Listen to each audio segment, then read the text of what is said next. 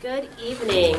The work session of the ISD 279 School Board is being held in the Forum Room of the Educational Service Center at 11200 93rd Avenue North in Maple Grove on Tuesday, June 11th, 2024.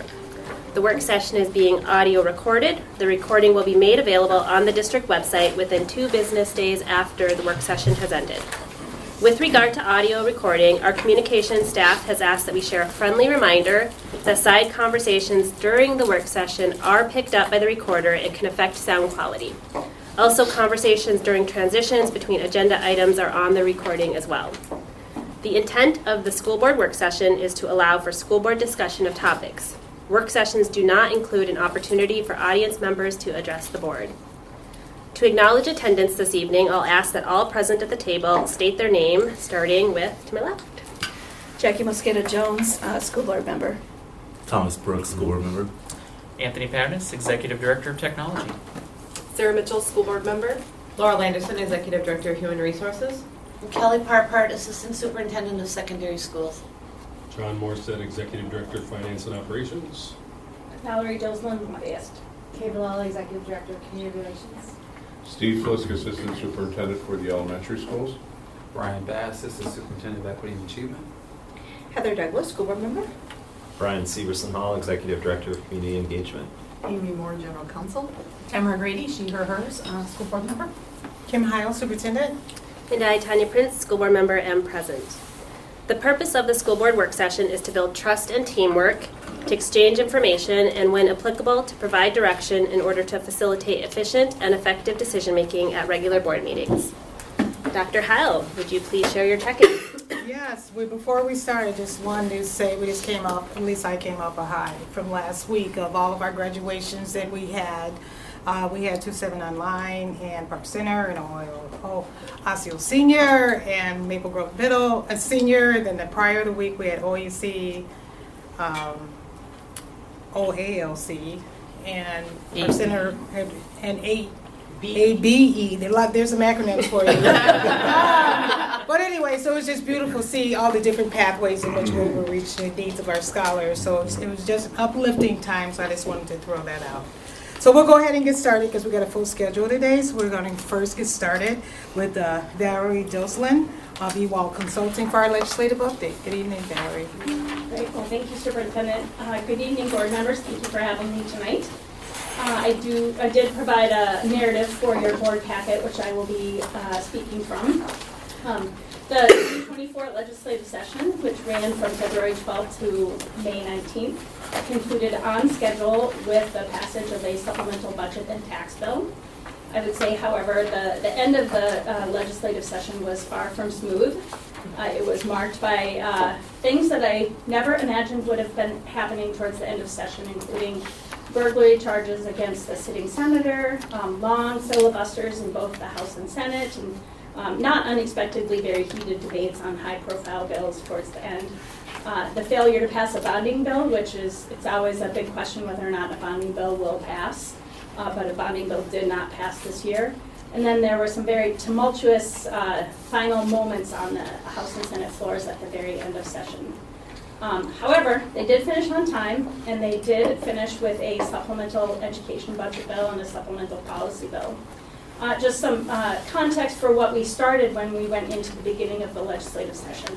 The second year of the legislative session is always considered the short legislative session. You don't have to really do anything. They've already passed a 2-year state budget, but often the legislature likes to come back and pass a supplemental budget if a budget forecast allows it, and fix and provide technical clarifications to bills passed the previous year.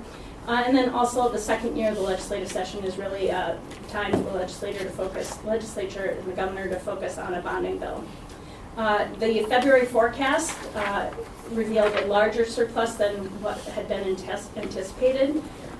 However, the governor and legislative leaders really moved forward with caution on a supplemental budget because the budget forecast did not show that the funding was sustainable into the next biennium, so much of the surplus was considered one time. Overall, a state supplemental budget was passed of about $512 million, and the governor and the legislature really emphasized one-time money. So going into when the session started, when the updated forecast came out, we knew there was not going to be any ongoing funding for education, despite a lot of needs being expressed by school districts from around the state for ongoing funding on the special ed, on the per pupil formula, etc. So overall, the education budget bill and the education policy bill did not get mired in the very last few days of the legislative session. Those bills did pass the week before the end of end of the regular session, which was nice. Overall, the education budget bill appropriated $43 million in one-time funds. Most of that went towards the READ Act. And they also, the bill also allocated some $50 million in funds that were kind of set aside from the 2023 session to be used to expand the number of slots from voluntary pre-K. So those were the two main priorities. The other priorities of the legislature were to look at the teacher shortage and what initiatives could be moved forward to look at teacher shortage, as well as a growing interest in really student attendance and truancy, and those were the main focuses in both the House and Senate. I'm not really going to go into a lot of the details about what was passed, but just provide you with some context on the conversations that happened about the READ Act. Two things of note. From the very beginning of session, and really prior to the beginning of session, school districts continued to tell their local legislators, and education advocacy organizations continued to tell the legislature, school districts need more time, money, and flexibility to implement the READ Act. I think for some time, I wasn't sure school districts were going to get the flexibility, but towards the end, the legislature did listen. They did reallocate $330 million that was originally reserved specifically for curriculum. It did reallocate it on a per pupil formula basis to allow school districts to use how they see fit, as long as it's aligned with the requirements of literacy incentive aid or the READ Act. So you did not have to use it only for curriculum. It amounted to about $39 a pupil, which I know districts need a lot more resources to implement the READ Act, but given that flexibility, we did not think we were going to get that until really kind of at the when the budget bills were coming together. As I mentioned, most of the money in the supplemental budget bill did go towards the READ Act, and it was their main priority was to make sure there was funding to cover staff compensation or teacher stipends. There is language that says districts have to work with their local union on a memorandum of understanding on how that additional funding will be used for the staff compensation. So I consider it, even though it was a very small budget bill, I consider it getting flexibility on the READ Act a big win. Also, they did extend the training timelines for the first round of teachers and staff that need to be trained. They extended that by another year. So I think that was also another big win. In regards to the OSSEO district priorities, a number of items that were on the district's platform were included in the final bill, or in a separate bill. For instance, the clarification on school resource officers legislation passed very quickly at the beginning of session. As I mentioned, there is additional funding for READ Act implementation. There is a little provision that will result in some special ed paperwork reduction, and it's allowing for a standalone assessment for developmental adapted physical education. Some of the one-time money did go towards addressing the teacher shortage, primarily for student teacher stipends, and some additional funding for the Aspiring Teacher of Color Scholarship Program. And then there's a proposal to look at making reciprocity easier in the areas of special ed licensure.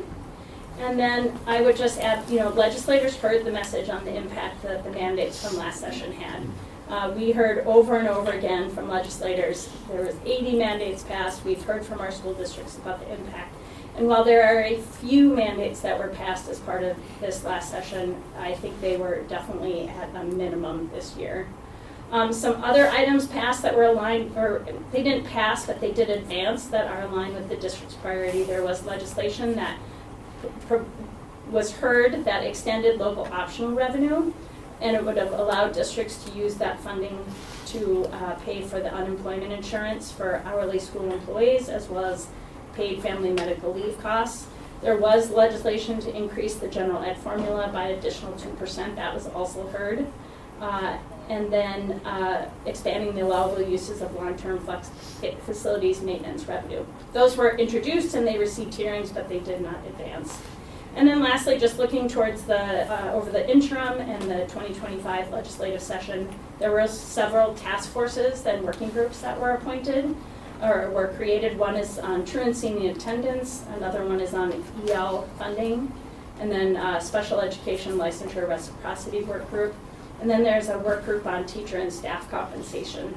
And I will certainly be monitoring all of those and letting the district know on what's happening with those work groups. They will be bringing forward recommendations to the legislature next session. And then 2024 is an election year. The entire Minnesota House of Representatives is up for re-election. The Senate is not up for re-election this year, but there is a special election for a seat. Senator Kelly Morrison has stepped down because she's running for Congress. So there will be a special election in that seat. And then lastly, just of note, Representative Mike Nelson, a longtime state representative, and I think he graduated from Champlain Park, and a longtime representative of the Osseo area schools is retiring. Oh. Okay, thank you. I have one quick question. Sorry. Extending the timeline for teachers, that's the first group, so classroom teachers, etc.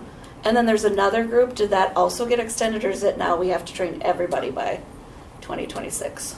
No, I think the second group is 2027. Okay, thank you. And I believe they always were 2027. Are there any other questions or comments? Thank you for your work. We appreciate it. Thank you. Thank you. Thank you. All right. So next we'll have our next guest come to the table. It's your house, you're not guests. Come to the table. And we'll have Dr. Brian Bass introduce our work around the LGBTQIA plus resolution.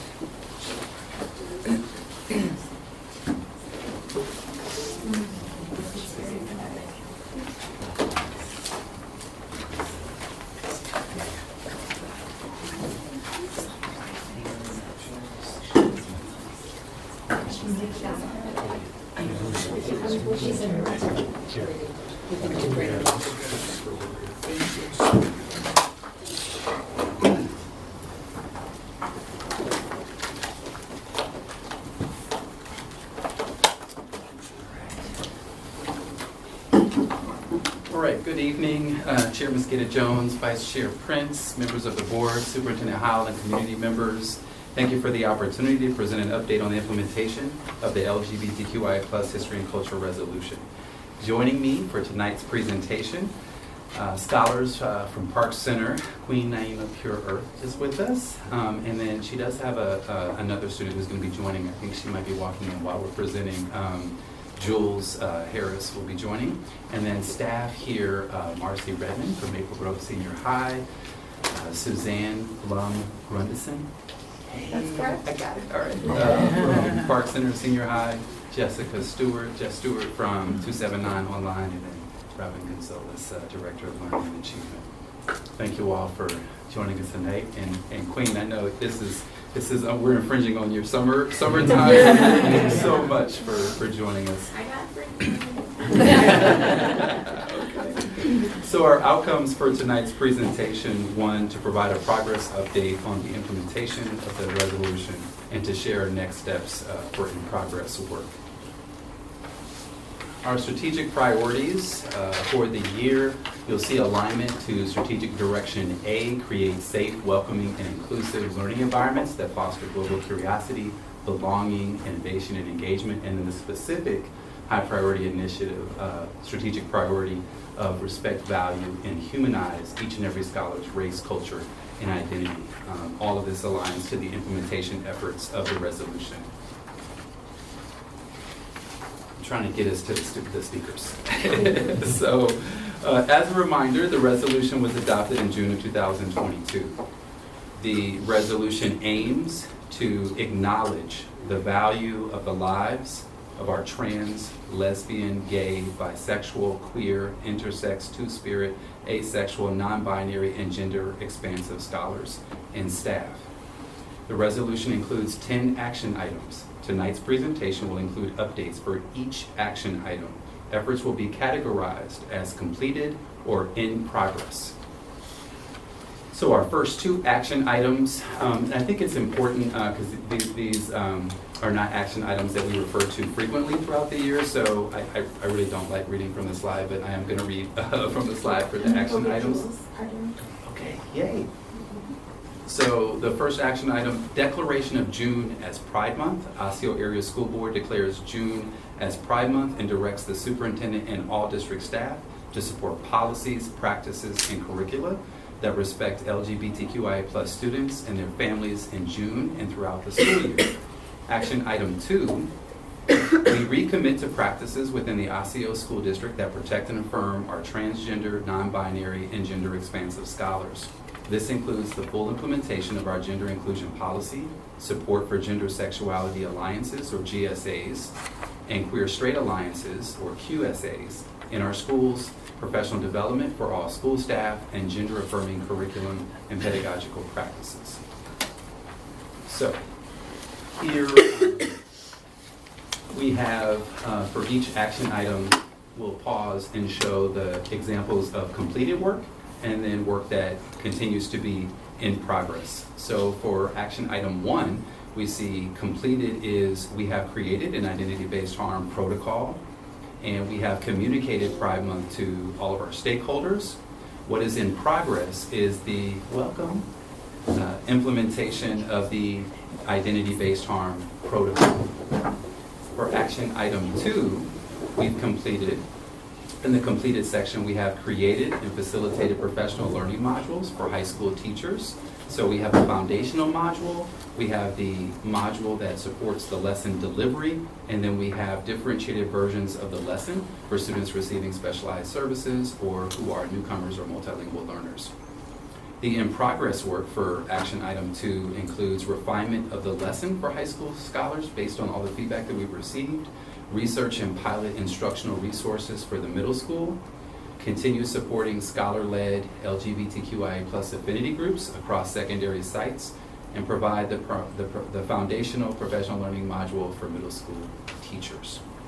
So this is the time where we'll pause and share space with our scholars to talk about their experience with affinity groups. So thank you for joining us. Should we just introduce ourselves? Yes, please. All right. Hello, everybody. My name is Kimani Earth. I'm a recent Parks Center graduate. I was also a member of PRISM at my time during high school, and I also did a bunch of other extracurriculars such as competitive cheerleading, sideline cheerleading, orchestra choir, and just volunteer work, all that kind of stuff. So I'm very glad to be here and just share my experience with y'all. So thank you. Hello y'all, my name is Jules. Much like Marina, I was also on the cheer team. I have done dance and numerous of other after-school activities, and also very excited to be here and share my story. Jules is on the slide right now. Oh yeah, I'm right there. All right. We'll just start with the question. The question? Oh, Yeah. like, okay. Yeah. There you go. Okay, We cool. can talk back and forth. Yeah, So I guess I can start with the first question about what kind of drew me to PRISM. My sophomore year, if I'm being honest, I went into it not really knowing how many friends I was going to have because it was just straight out of COVID. You know, I was a little awkward and I didn't really have a good grasp of what high school was going to mean for me.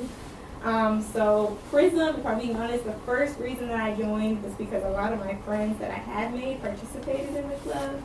And so the thought of building upon and like creating a community of people that valued and respected me, not only as a person, but also for my identity, really brought me into it. And after joining, I was really that proved to be right. So.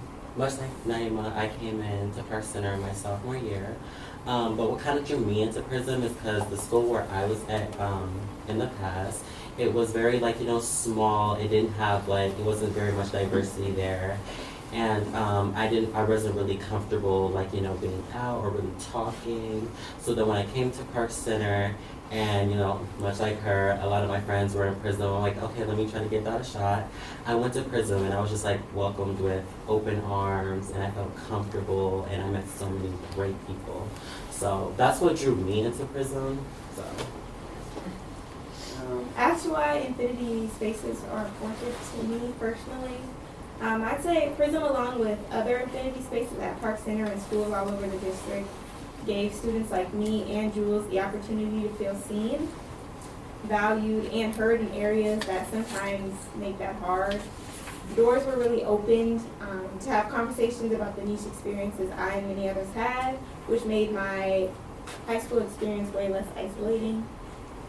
The feeling that I was not alone in the different joys and hardships I experienced really encouraged me to start working to ensure that others had the privilege of feeling the same way that Prism made me feel.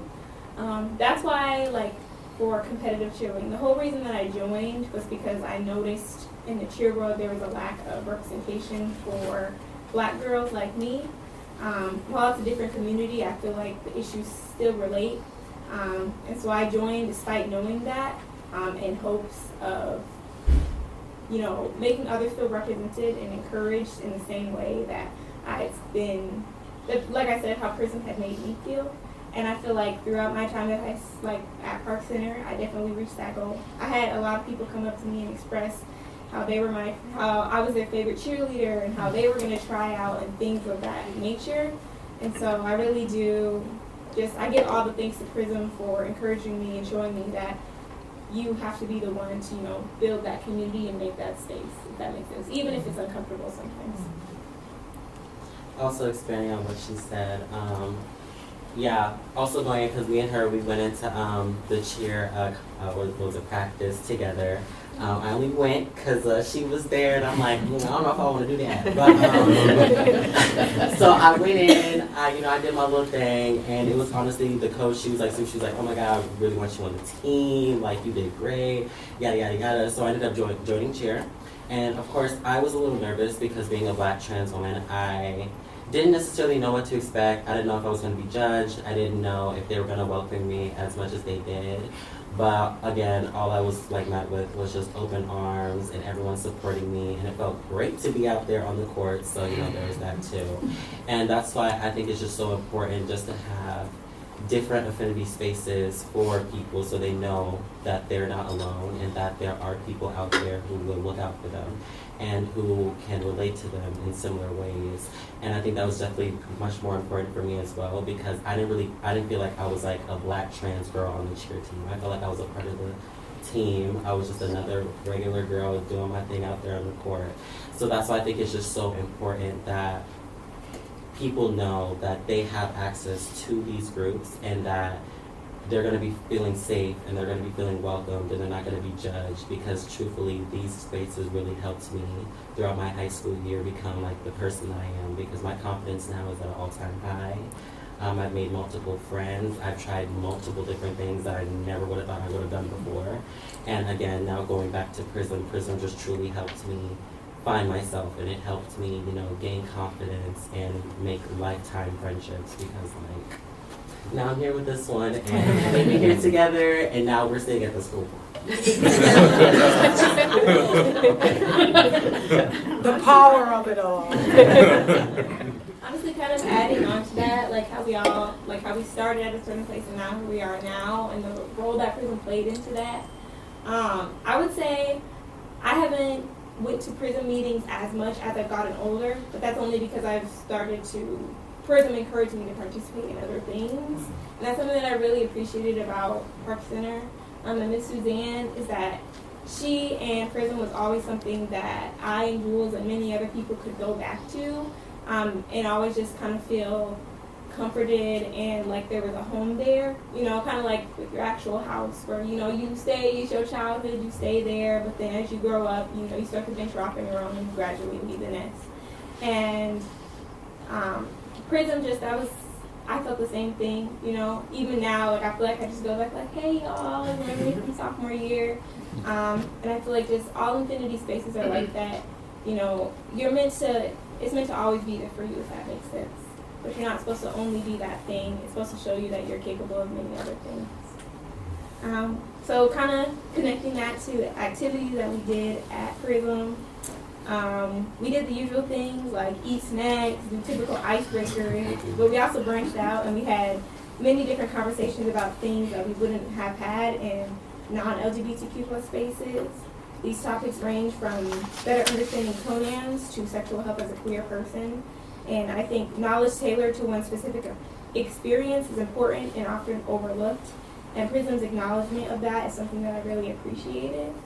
And then now I want to add that while we obviously do things that revolve around being LGBTQ, I think it's also important to recognize that at the end of the day, Prism is just like any other club.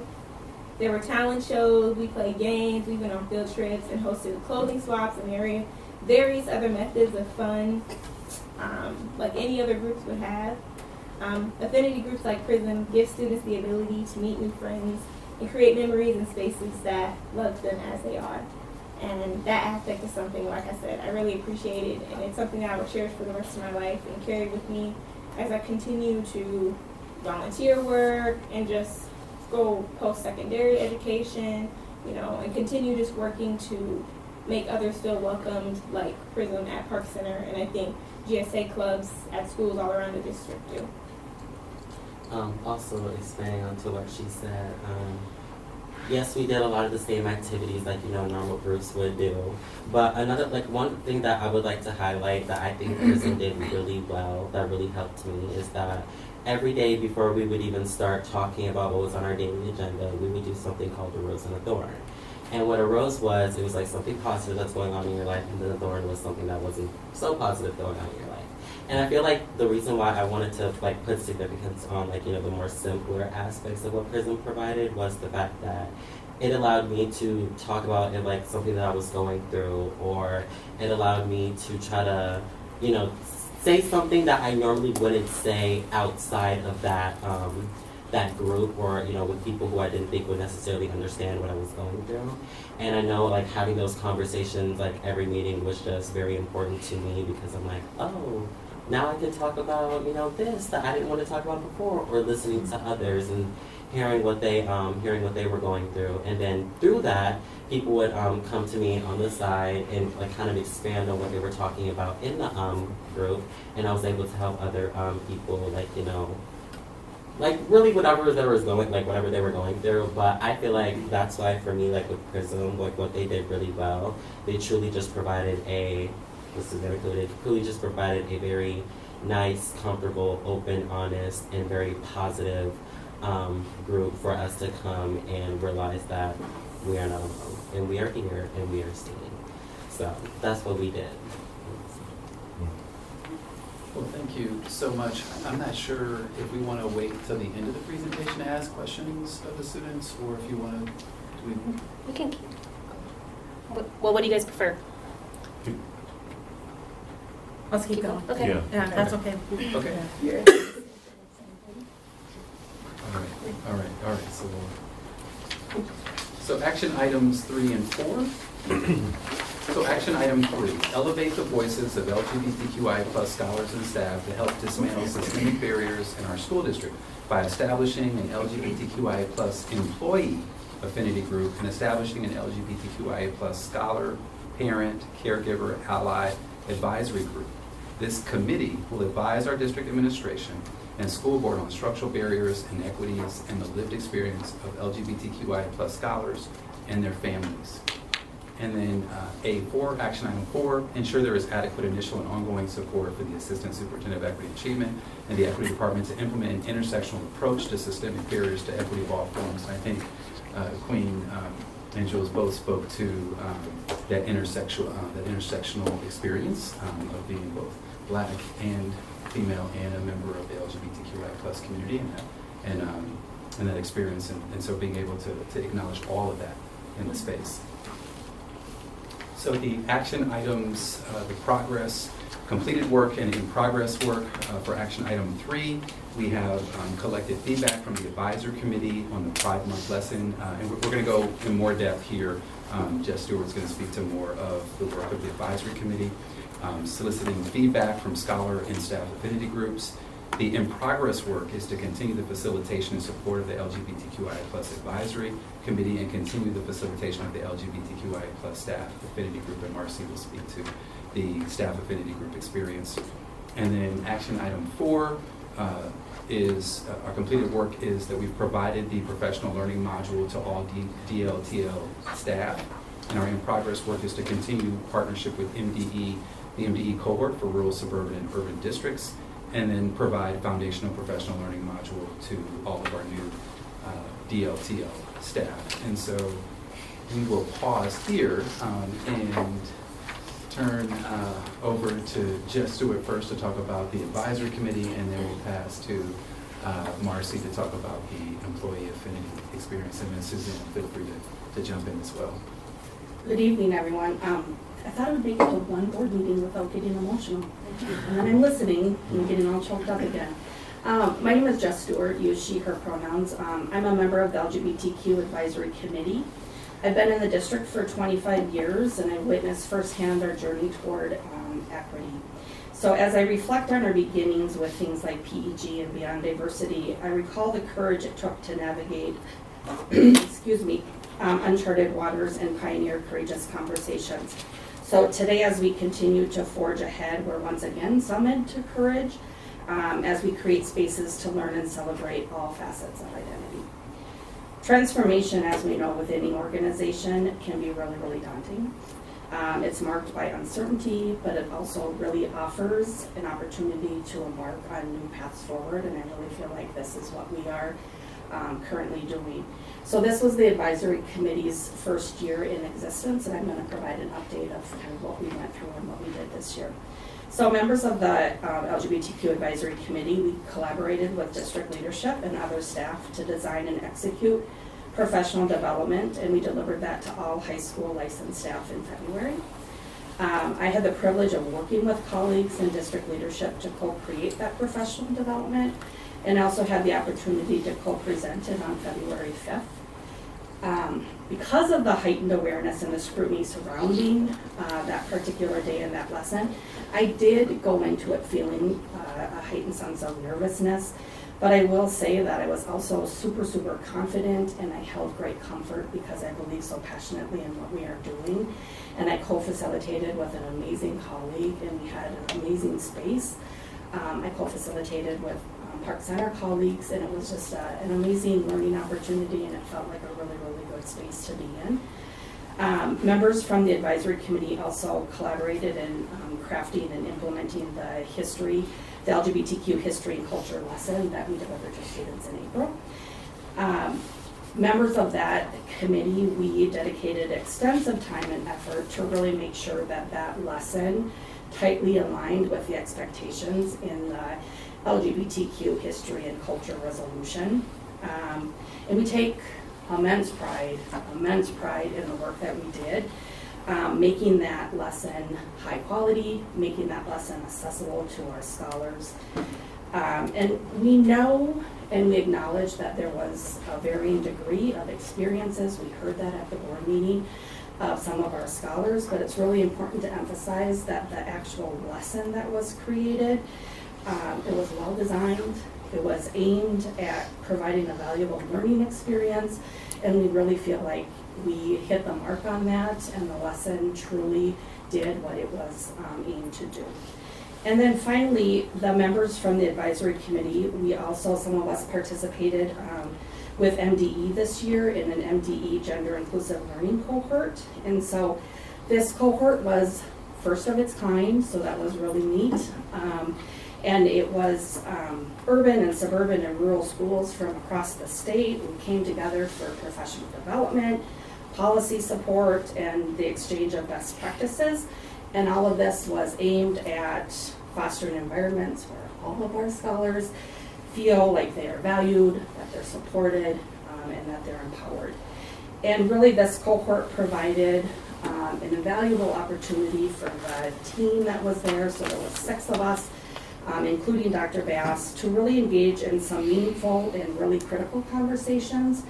It allowed us the opportunity to assess our progress. What are we doing well? Where are we going? And then it also allowed us an opportunity to identify areas for growth.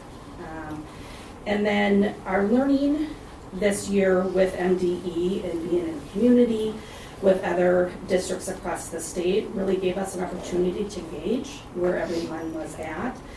And we know that we have a lot of work to do in Osseo area schools, but we also were able to see that some districts are just starting to have the conversation, and they're at the very beginning of their journey. And so we can take pride in the fact that we provided professional development.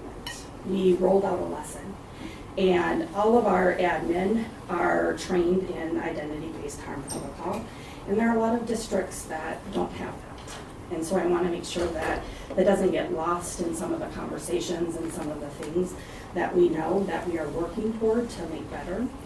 And all of those things that we have done this year really provide us with this strong foundation, and then we can use that, and then we build on that from as we move forward. So again, while we know that being trailblazers does not come without hiccups, and doesn't come without some challenges, and we know that that's going to continue, but we know that we have the commitment of the district leadership, we know that we have the commitment of the advisory council, and then that partnership, we are committed to cultivating an environment where all of our scholars, all of them, feel a sense of belonging and can confidently show up in their PRISM spaces and on the dance floor, and that just becomes the norm of who we are and the environment we cultivate, and what Osseo Area Schools stands for. And we really want to make sure that our scholars are able to show up as their authentic selves, and the work that we did this year truly is laying the foundation for us to be able to provide that for our scholars. And so between district leadership, between our committee, the work that we've done, we are committed to realizing that vision for our district. So, thank you. I am Marcia Redmond. We use he, they pronouns. I've been active in the affinity group, the advisor team, the lesson development team, MDE. So I will let you know that part of, when I talk about this, I was focused on affinity. I'm really tired to stay focused on staff affinity, but my fingers have been in a little bit of everything, so a little bit more might come out. I appreciate the opportunity provided this year to build a greater community and have a safe place to talk and work as we build personal relationships outside of work. The district actively supported a small team to MDE, monthly social gatherings, and much as during PD days. And similar to youth, I mean, we're all still in high school, and some of those things carry all the way through. That it's nice to talk about more than just what you're doing at school, but what our lives are like outside, a place to know you get to be yourself, and to really kind of connect with others and just create deeper relationships. I appreciate having affinity space to just be one's true self and to know you are welcomed and appreciated for who you are. As one of the GSA advisors, I also appreciate the opportunity to be in a space that I also try to create this space for students. The emotional support has been very important to me in these spaces and also been appreciated by the students as well. Because these affinity spaces were formed, we as staff also had new places to process, reflect, and gain support. And truly, I've been in the district for 9 years, and this is the first year that I was really able to do that across building, which was very meaningful and powerful. With recent assault on Cobalt Submarine from Hopkins, we are again reminded of the harm that can happen to students that are seen to identify or associate with this community. This was a horrendous event. The awareness of this can be overwhelming. More often, our students and staff experience verbal comments or threats, or a variety of microaggressions. There can be affinity groups for all kinds of reasons, but their important goal is the same: to be seen, to be heard, and understood. To be able to breathe a little easier because they are with people that understand a part of their life that others don't. Fear can be a heavy burden, and affinity spaces are one of the many antidotes that can bring relief. I also believe education and information is an important antidote as well. The resolution for a lesson is a good thing, a brave thing to do. It is good for teachers to learn how to support and respect all students and staff's identity. Seeing staff and students not participate was painful and disappointing. I appreciate the space and time given to process this. So this year was a significant step in the right direction to building a new foundation. Is there more work to do? Yes. Is there more learning to do? Absolutely. I look forward to continuing having courageous conversations about how we elevate learning about ourselves and others. We've taken the first step in many areas which can often be the hardest, and I look forward to taking many more with your support and your leadership. These are all hard acts to follow. All right. I'm Suzanne Blum Grandison, and if any of you worked in the district between 1982 and 1995, you would have known me as Susie Blum, who went to Elm Creek, Osseo, and Osseo. And my parents still live in the house they built when I was 2, right by Elm Creek Elementary. I left Minnesota for 18 years, then returned. And 2 years after I returned to Minnesota, I got a job at Brooklyn Middle School. I was there for 2 years, and I had the pleasure of teaching Naima in math in 7th grade, Queen Naima, excuse me, and having you in kind, which was our targeted services diversity group / GSA, and it was great. So it's been really 6 years watching this beautiful human grow and evolve. I got COVID shuffled by this beautiful district and was a Setting 3 float for a year, and then I landed at Park Center as the special education building coordinator. And the second question I was asked in my interview, sorry Laurel if this is not protocol, was, I heard you might be willing to run our GSA. And I said I would love to. I would be thrilled to. And then, of course, we did all the other appropriate interview questions. I want to share a couple of background things really quick. Dr. Howell and I have had the privilege to have some conversations, and she's really stressed to me the importance of knowing people's stories. And I tell you about my background in this district because I am a product fully from kindergarten through 12th grade of this district. And my parents have paid taxes for 45 years in this district and voted yes on every single bonding bill. I'm very proud of that. I'm very proud of being from here. And I did PSEO at Bethel. I have a theology and sociology degree. I then went on to get a master's in community organizing and development, and then a master's in teaching, and finally a principal's license at Hamlin. So community is really important to me. I obviously returned to my home community after a long time away with the lessons I learned. And I've told the kids this, but I've told the kids this 100 times, is that my whole goal is to be the adult I needed. When I was a kid, I had fantastic teachers at Elm Creek, Osseo, and Osseo. I am still in touch with some of them. But there was a whole part of myself that was hidden and that I couldn't be myself in. And there were a lot of years of pain and hurt from my friends and myself that didn't need to happen. And I'm hoping, it is my deepest desire, that my voice in this space and my voice at Park Center and at any space in any district I'm a part of creates a smoother path for someone else. I have a couple notes, and then sorry, that was all from I do have notes, I promise. I want to share a quote that's really important to me. It's not a quote, it's, if you haven't heard, there's something called the paradox of tolerance. And the paradox of tolerance states that if a society's practice of tolerance is inclusive of the intolerant, then intolerance will ultimately dominate, eliminating the tolerant and the practice of tolerance with them. You can learn more about that. It's work by Karl Popper. One of our PRISM members, who's not at the table tonight, so I won't share their name, but who lives in a really hard home and is probably moving out this week, went with us to the Outfront Youth Summit this year, which is a wonderful summit that our PRISM kids have gone to the last few years. And they said, "Thank you so much for bringing me on that field trip today. I had a really great time seeing so many people be openly queer, and to know there are resources for me and a space to be joyful." A lot of our kids have never been openly queer, have never been openly and fully themselves. I was never openly and fully myself till I was 27 years old. And it's a heavy weight to carry. And if we can lessen the load of our students by being fully seen, by being fully themselves, by being fully accepted and celebrated and not just tolerated.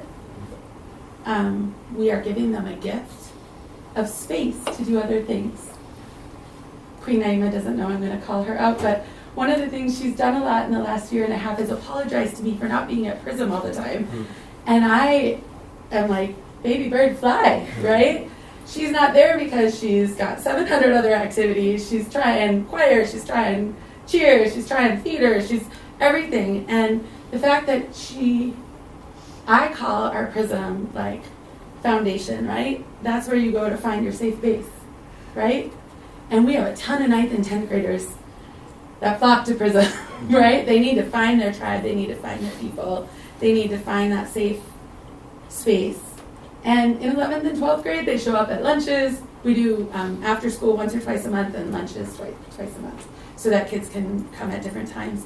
They'll show up for lunches or they'll pop by for the first 10 minutes, grab a snack, check in, and then they're like, sorry, gotta go, I have these 700 things when they're juniors and seniors.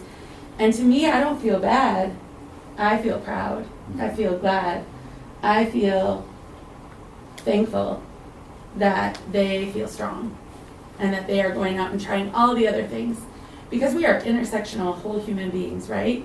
My identity is not just as a queer woman, but the 900 other parts of my life that I love and enjoy and experience and have as background. And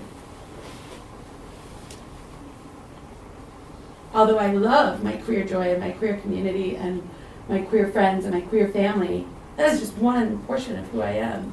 And so the strength to be safe in a space and then go out and try all the other things and what that does for kids to feel safe. Like, you can come back home if you need to, but go out and explore, right? What is that saying that, parents are supposed to give you roots and wings, right? Well, I am not your parent, but I will be if you need me to. But that is my goal, always, as a teacher, right? You are deeply rooted here and you are always welcome here, but use your wings and fly. And I really believe that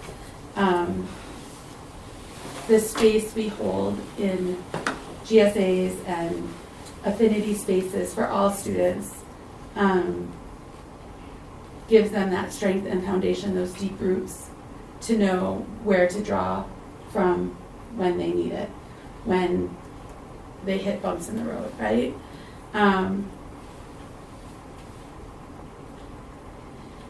Sorry. Ooh, look at this very often. When I first got married, I put a wedding picture up of my wife and I. And full disclosure, I was married to a man when I was very young at Bethel. Shocker. And I put up his and my picture in my first school I worked at, and no one ever said a word except ask, his name, right? Not in our district, but I put up a wedding picture after my wife and I got married, and I had several people asking why I would put that up, right? Why I would share that openly. And I said I share it openly because I never saw a picture like this when I was growing up, and I didn't know this was a possibility for me.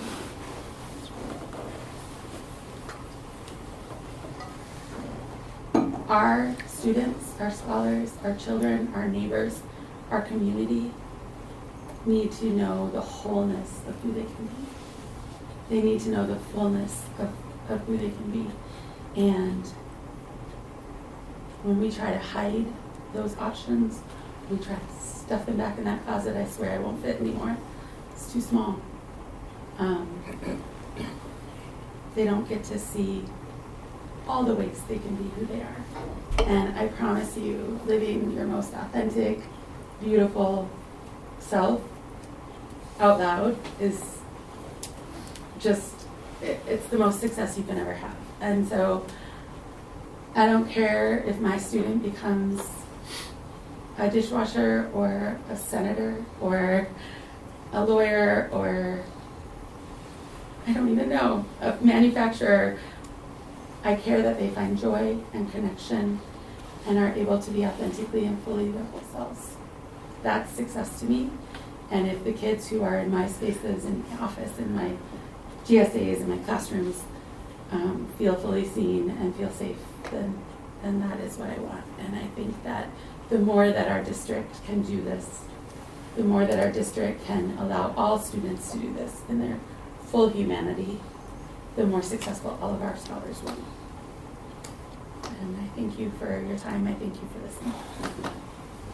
Thank you. All right, Robin's going to take the rest of Slide. the action items. Thank you. All right, action item number 5 is to require system leaders to measure disparities and track district performance to inform progress on LGBTQIA+ disparities through policy, practice, and pedagogy.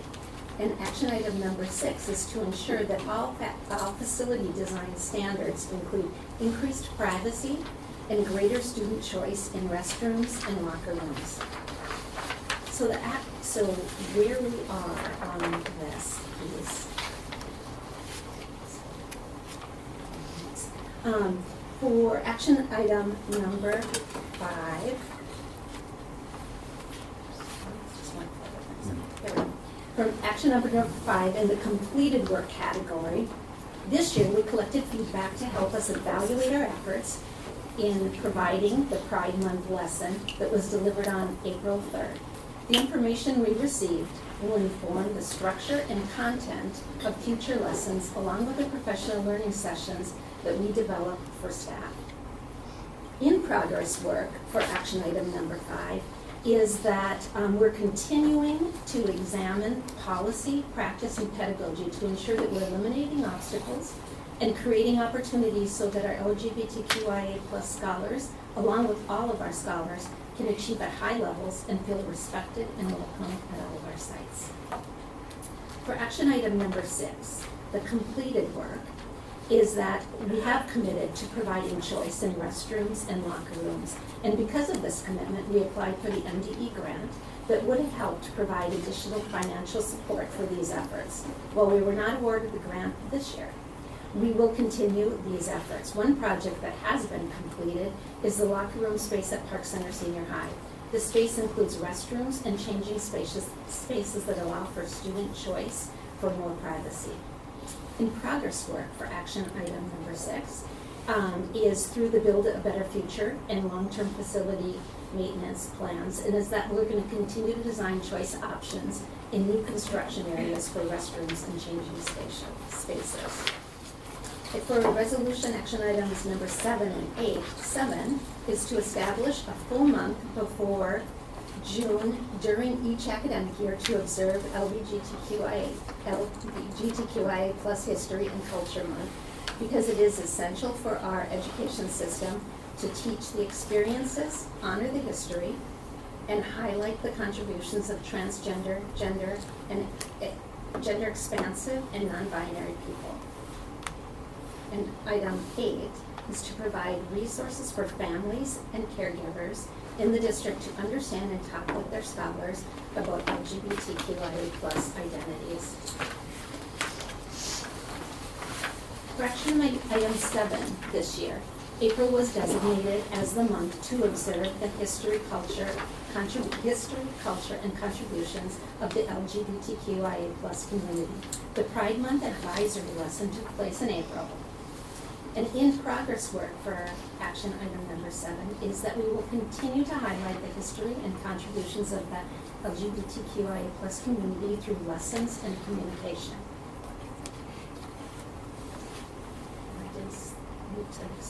Action item number 8 is for the completed work is we communicated to high school families about Pride Month lessons.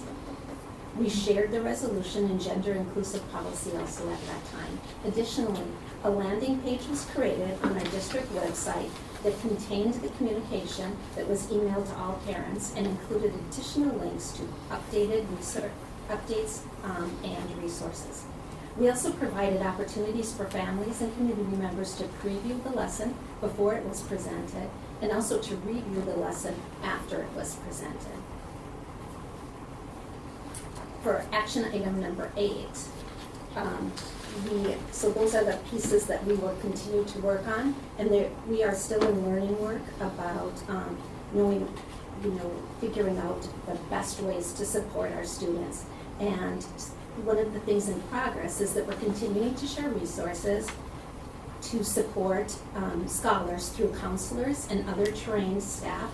And then we're looking forward and learning about work to present families and caregivers with additional learning opportunities and resources to support their own students. So that's one of the things we're still working to learn about and research best practices in that area. Action item number 9 was in recognition of the LGBTQIA+ in June each calendar year, the Osceola School Board invites the community to join in celebration by raising the LGBTQIA Progress Pride flag on June 1st at all district buildings and in the school board room as a symbol of support to our LGBTQIA+ students, staff, and families. And action item number 10 was to report the progress of this resolution annually to Osceola School Board members during the month of June. Yeah. Here we have completed work for action item 10 is that the LGBTQIA+ pride flags are displayed in each district building throughout the year, and this was by recommendation of the cabinet. And for action item number 10, we are presenting to you tonight the resolution update, and we'll continue to do that yearly.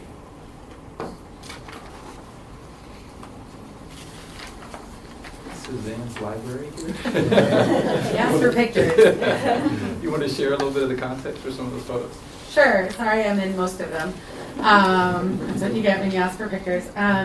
These are some pictures of both PRISM experiences and affinity group spaces. I'll highlight the top right and bottom two on the right, or middle and right first, when looking at them, which are PRISM experiences.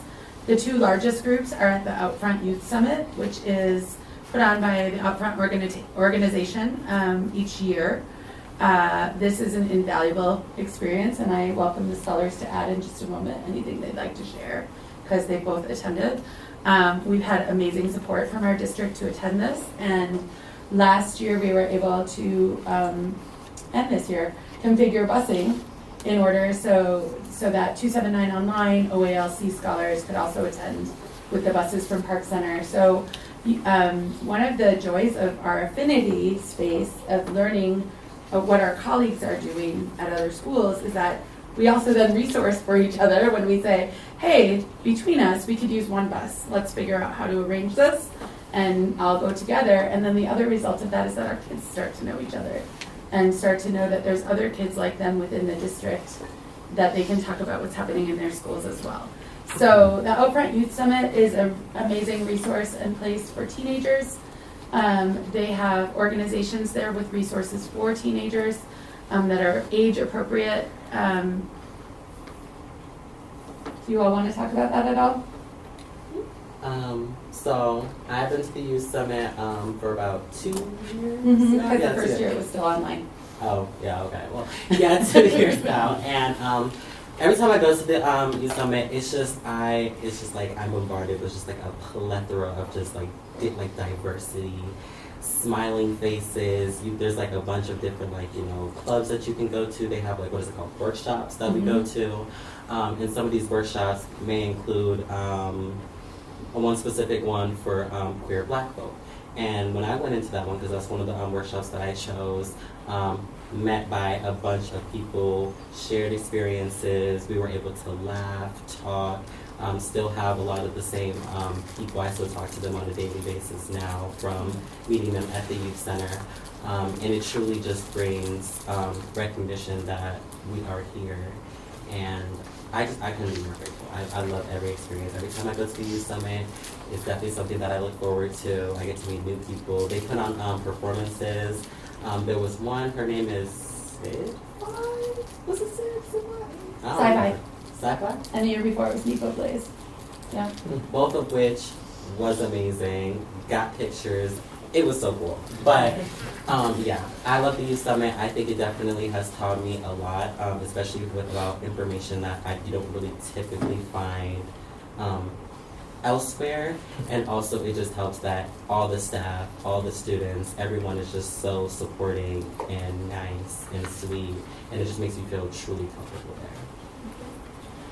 I've been to the Youth Summit 1 year. I couldn't go this year because I'm pretty sure I had something to do at school on that day. But 1 year that I did go, I think it's something I'll always remember. It was so, like, I don't know, I think it just reminded me that the LGBTQ plus community is not a monolith. You know, everybody has different experiences, different personalities, different styles. There's some people you like, there's some people you don't. And that's just a part of the human experience, you know? And while there are certain aspects of it that, like I said, not liking everybody or not liking every single thing, those are things that you don't like, right? There's this weird kind of joy that comes from it, you know, because you're reminded that, like, I'm a human being, if that makes sense, which sounds, it's kind of complex to just say right here and right now, but, you know, there's a lot of ups and downs to it, and going to the conference, seeing all those different people, it just helps to certify that, and I just really appreciate it, and I would honestly love to see District 279 do something like that within our school buildings, you know. I feel like it would be really fun and give a lot of students who may not feel like PRISM or affinity groups are the areas for them. Something like that could show them, like they showed me, that everybody's not the same, that you can have a wide range of experiences and meet a wide range of people. But just, I don't know, putting your foot in the door. Thank you. The bottom right, I want to just highlight is Eastman Nature Center. They do an amazing job with a program called Outside with Pride.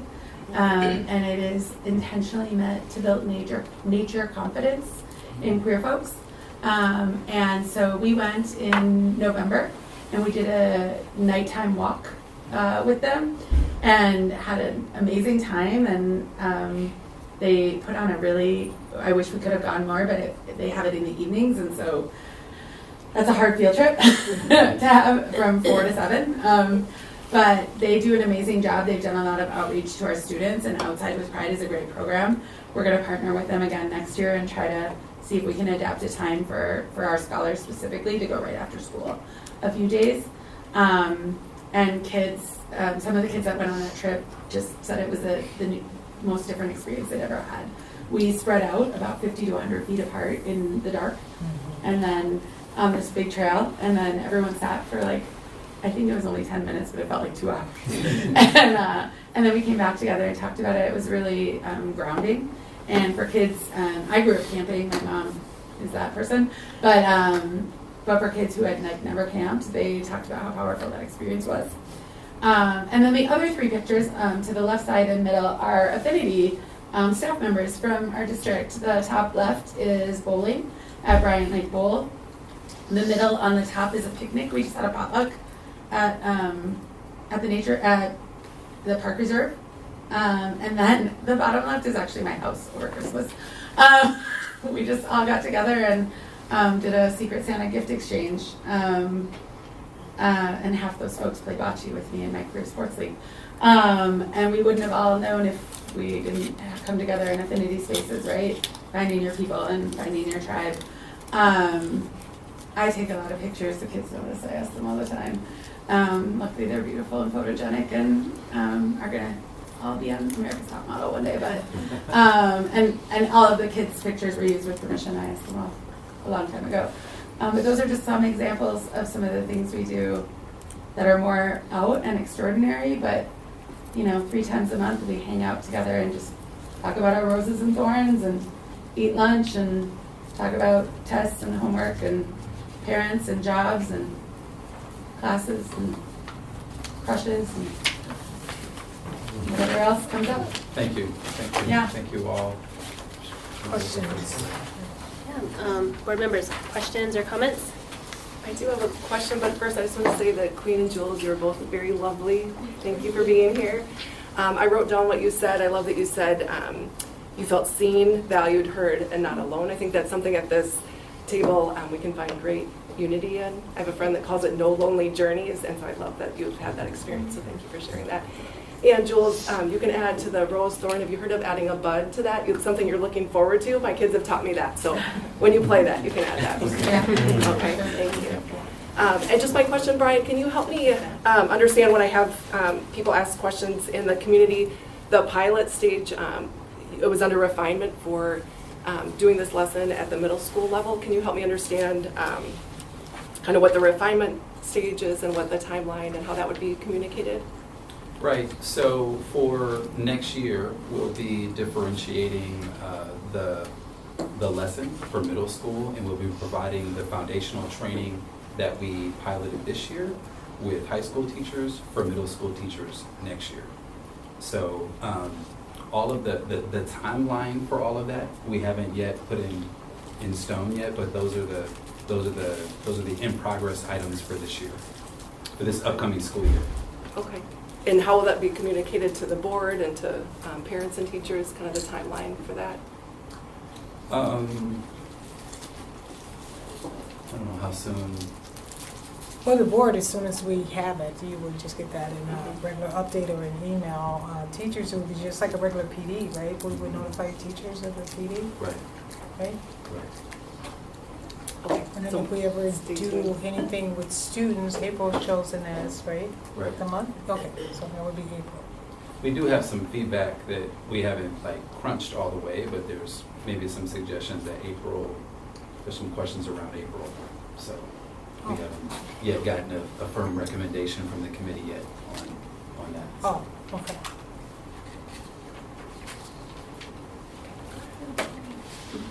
Go ahead, Queen. Yes, Queen. Go ahead, girl.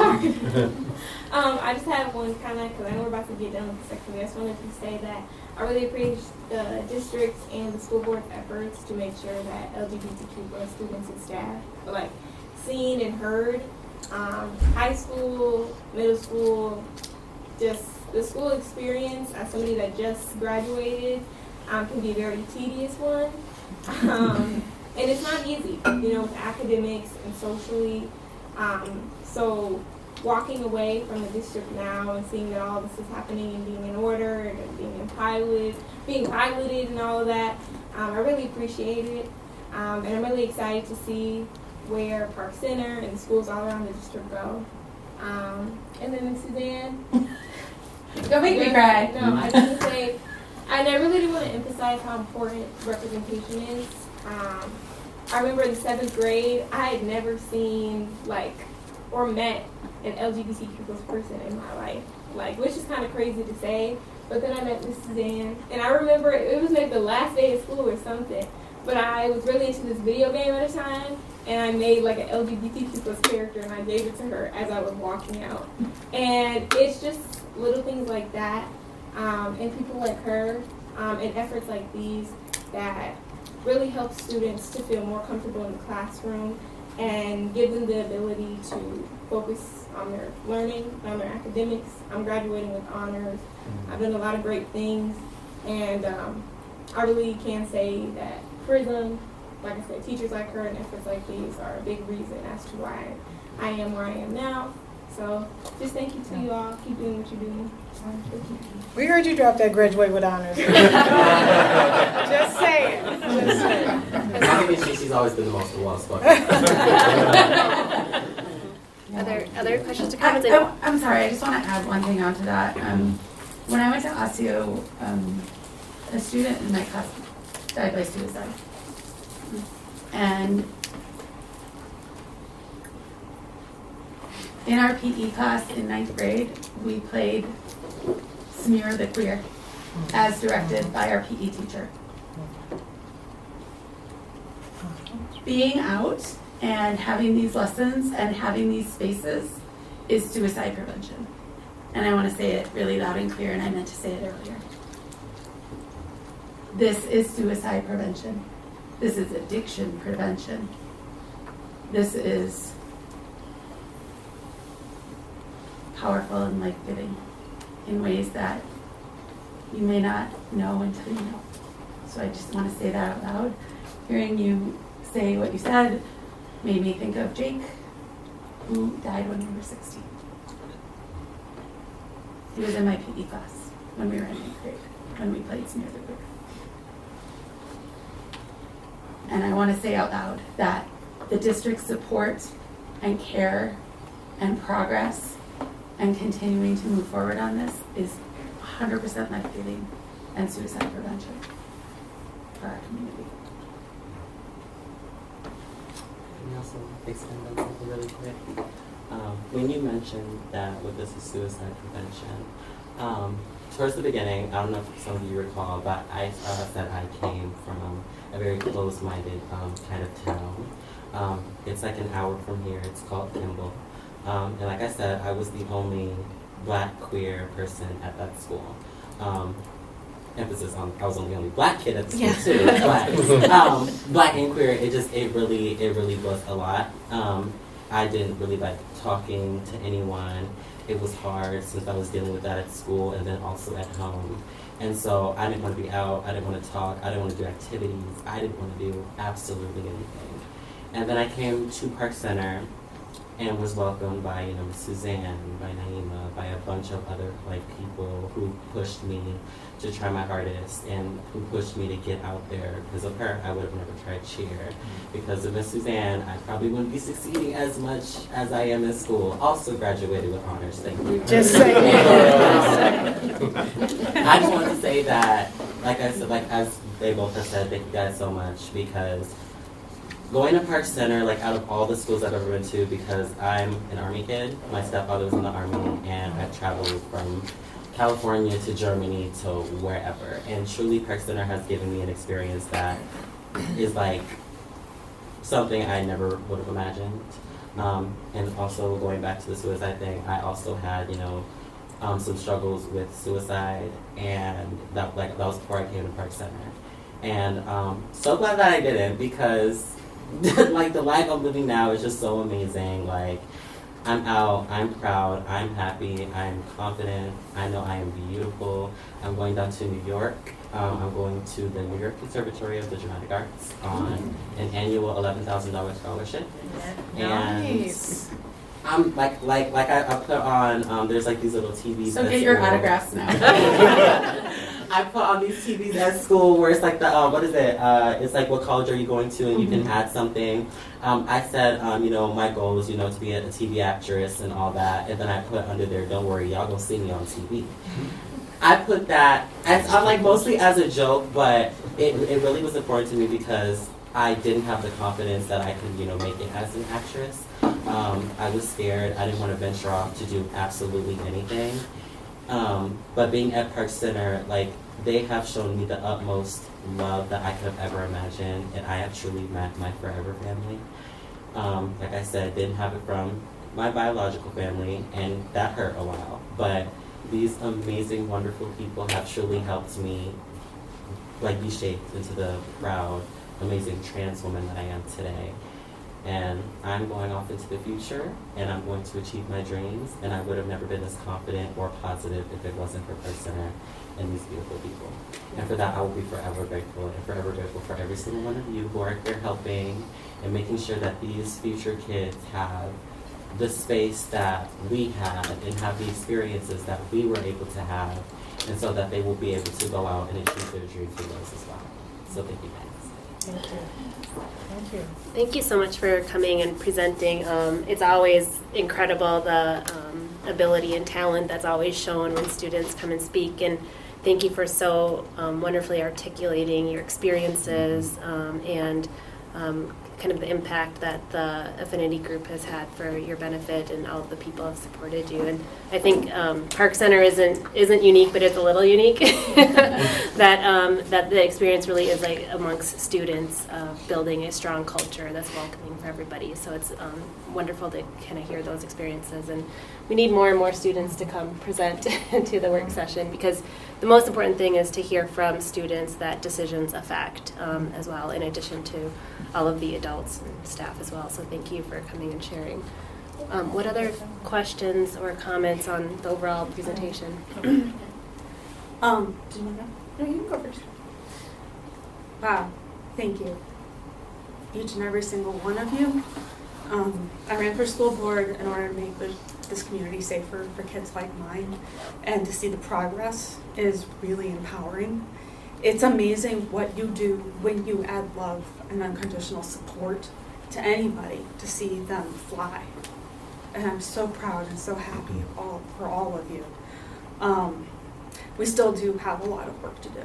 There's been a lot of misinformation, a lot of hurtful rhetoric, a lot of harmful things, and really what that has to do is keep building your space of community and strength, and know that our district has us on here is to keep educating the community about kindness and compassion and tolerance for everyone, because that's what a public institution does. So thank you, everyone. I just wanted to say, well, actually kind of to build a little bit on what Tamara said about the growth that we've seen. I also am a graduate of Osseo Schools, and I grew up in the community, and know that in different categories, different areas, the district has grown in a lot of ways. There's things that happened before that don't happen now, and that's really great. And I also really want to specifically say to both of you, I'm so thankful that your experience has been so positive here. It's really, really wonderful to hear that from a student perspective. A lot of times when students come to the board, it's because of a negative experience. So hearing those positive experiences, like Tanya said, it's so important for us to hear that, and from your perspective, what you're experiencing. And I was a cheerleader, so I just share that with you, and how important it is to have friends. I wouldn't have done it without my friends either. So, and I think that speaks to, Queen, your comments about the human experience, right? And that we have different interests. They're not all the same, but we have areas where we intersect. So I just wanted to say thank you for that and sharing all of that. I really appreciated hearing from you tonight. And then I actually had some questions and comments for Brian and the team. First, I wanted to say that the outline of the listening session and what questions and comments and all of the data is really well organized. Easy to dissect and understand. I appreciate from the high school principals the way that was broken down into 4 really specific sections with, what are the challenges, what actually happened, what did we expect to have happen. Those are the types of questions that we need to be asking when we implement something new. So thank you for sharing that with us in this way. And my question really is, what are we going to do with the information that we have now? So as we will assemble the group that is working on our materials for next year, we will be,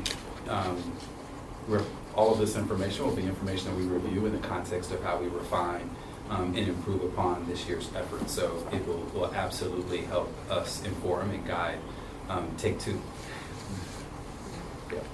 Yeah. So I guess to get a little bit more specific, there were recommendations that were made that came out of these, or suggestions from each different group, and I understand due to the protecting the privacy of the affinity group, that information wasn't shared. But where do we go with those recommendations, particularly when they aren't aligned? I think I love the question. I think I got to think about it some more to fully understand how, because obviously we're going to have to take all of this information and then we're going to have to, flow it up, make it visible, and say, okay, which of these things, according to the language of the resolution, can we honor? Because some of the recommendations violate the resolution language, and so we can't do that. So of the ones that are within the parameters of the resolution language, we'll have to prioritize within that. I mean, that's me giving you my thinking right now. Okay. Not having spent time with our group or our stakeholders. Okay. And I think, to your point also, some of these things also conflict with other policies and procedures that we have in place. So that's kind of where I was wondering where we were going to go with it. Okay. Thank you. In building on what Heather said, I really appreciate all of the detail that was in the report and all of the comments and feedback. And recognizing all of the different perspectives. One question or thought I might have is, when it comes to instruction on identity, we know that's really difficult ground because we all experience our identity differently, and we are a district of many different cultural groups that also have values and views around identity, not just this racial, ethnicity, every thing. So I know the care and attention that's taken to develop something when it comes to educating students or providing information about identity, because it's our most sacred element of who we are, is our identity. And as parents, that's the most sacred element of our children, and what gets instructed to them about their identity or values around identity. So I think one suggestion might be to continue to work with all of the different cultural groups in the district as we refine the lesson in the future, and to make sure we're including multiple perspectives in the review and the input in advance of the final creation. Writing all that down. Jules and Queen Naima, do you plan on staying for the rest of the work session, or do you think you want to head out after this? The reason I ask... Take me with. There's a choice? Yeah, right. You can review the budget with us.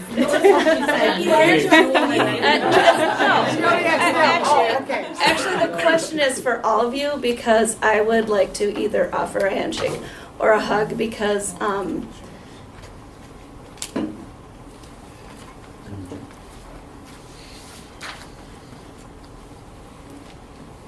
my children's best friend died at 17 by suicide. Because he was in a community that didn't allow him to be who he was. And so hearing all of you speak on this, and my daughter was outed by some people at her school and got bullied severely by cheerleaders, because she's a cheerleader. And so to hear your experience gives me so much hope for the future, so that students don't have to experience what my personal children have experienced. So I don't want to make it about me, but I want to make it about how your power is bigger than you probably will ever know with all types of people. And I appreciate that.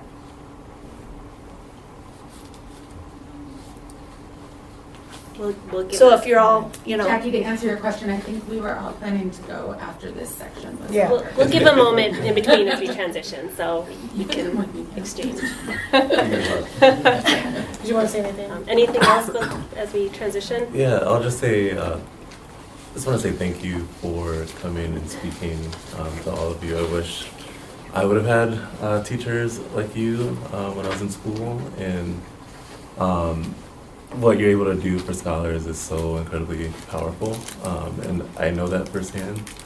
I think, I won't speak for Director Grady or any other school board members, but what was talked about today was very much the essence of this resolution. It was to lay the foundation and show positive representation, successful representation, resilient representation of the LGBTQ community, so that you could inspire and achieve your dreams. And so to hear those success stories, and to know that Jules is going to be on TV one day, and Seriously, to know your that autograph tonight. Not kidding. I mean, it feels like mission accomplished, but as Director Grady said, there is so much more work that we need to do.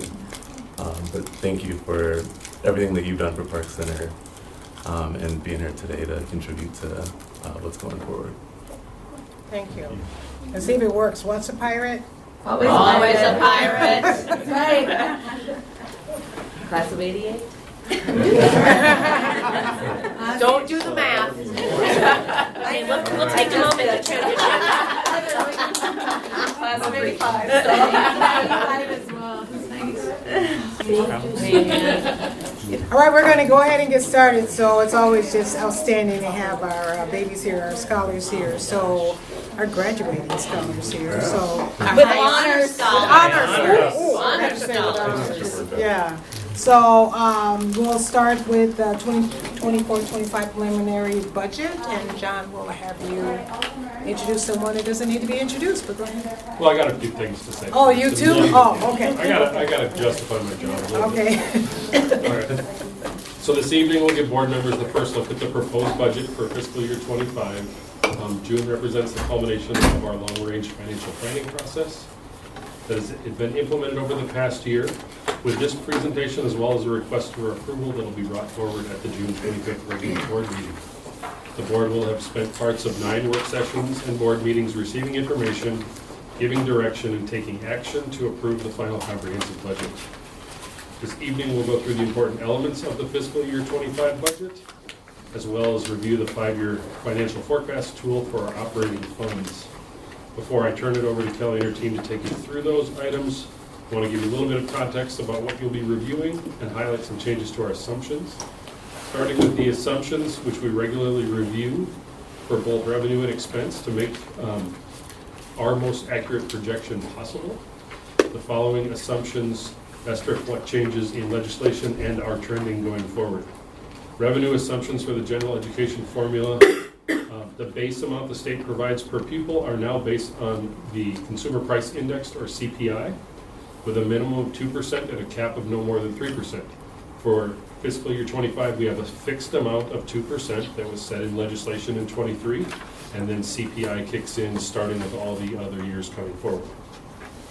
So for 26 through 29, we'll use the CPI for those years. Just for awareness, when we talk about we're getting 2% on the general formula, that affects roughly half of the dollars we actually receive. So a 2% increase actually moves our revenue by about 1% overall as a total package. So just something to keep in mind as we're talking about it. One of the things that this should do with revenue moving to the CPI is it should be much more predictable by following that, but the days of being able to ask for more than the Consumer Price Index or that amount are probably gone. So the days of a 4% or something outside that range, I think we will not see unless there's somehow a change in legislation to say we're willing to go above and beyond that.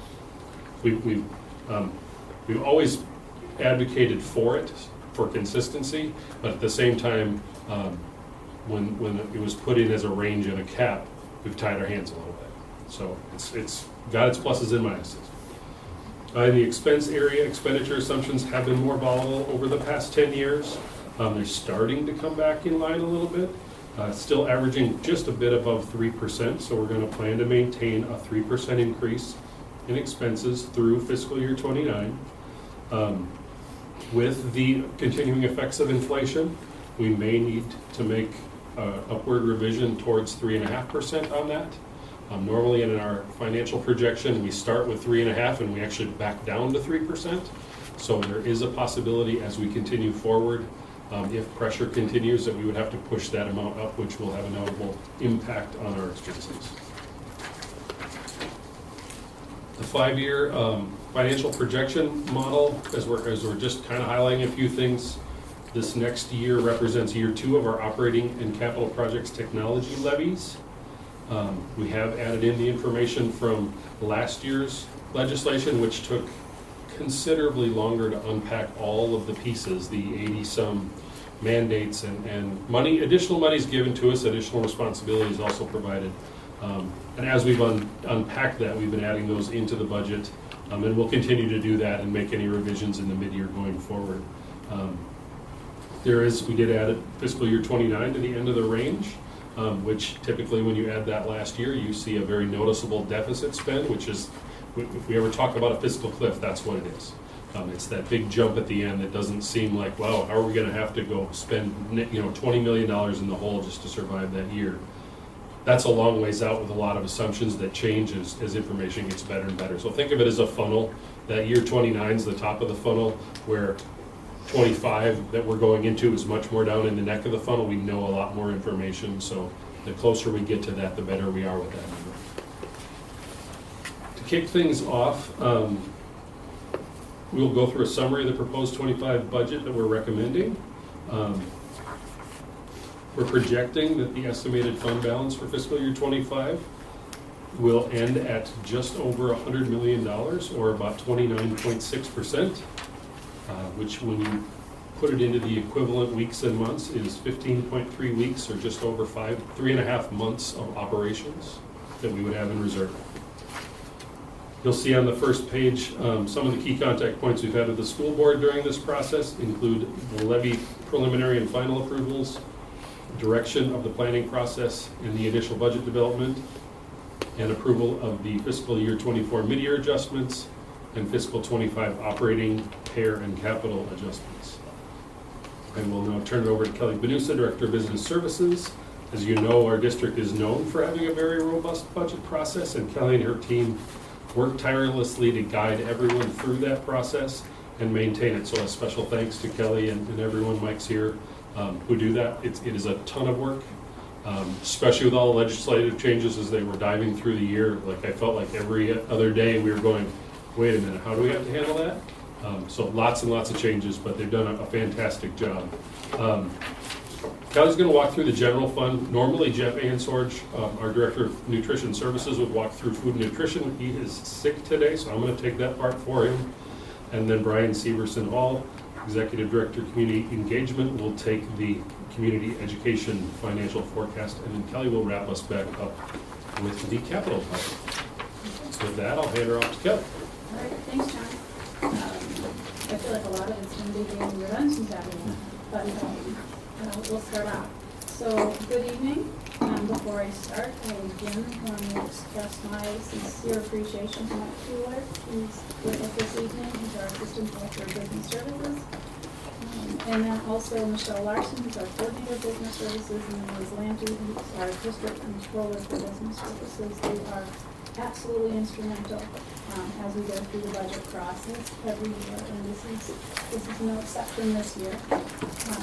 I also want to extend a thank you to all of our budget managers across our district for their assistance in the compilation of all the budget materials you're going to be seeing tonight. As John mentioned, this year has been challenging from a financial standpoint, and the fiscal year 25 adoption is absolutely no exception to it.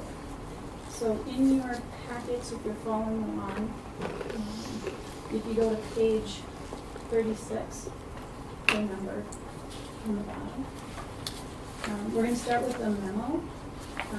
And as we get to that memo, you can see that the timeline, which John referred to, is embedded within that memo for our fiscal year 25 planning.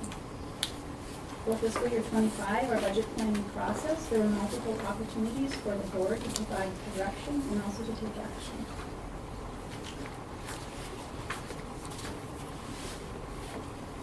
On the second page of the memo, so page 37 in the board packet, I'm just going to scroll so it's on the screen to help everybody learn what they want to look here as well, just as a reference.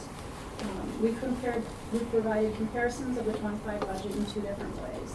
So the first comparison is of the proposed adopted budget for fiscal year 25 versus the revised budget for fiscal year 24. So we're comparing 24 to 25. The table shows a planned decrease of about $1.7 million to fund balance for fiscal year 2025.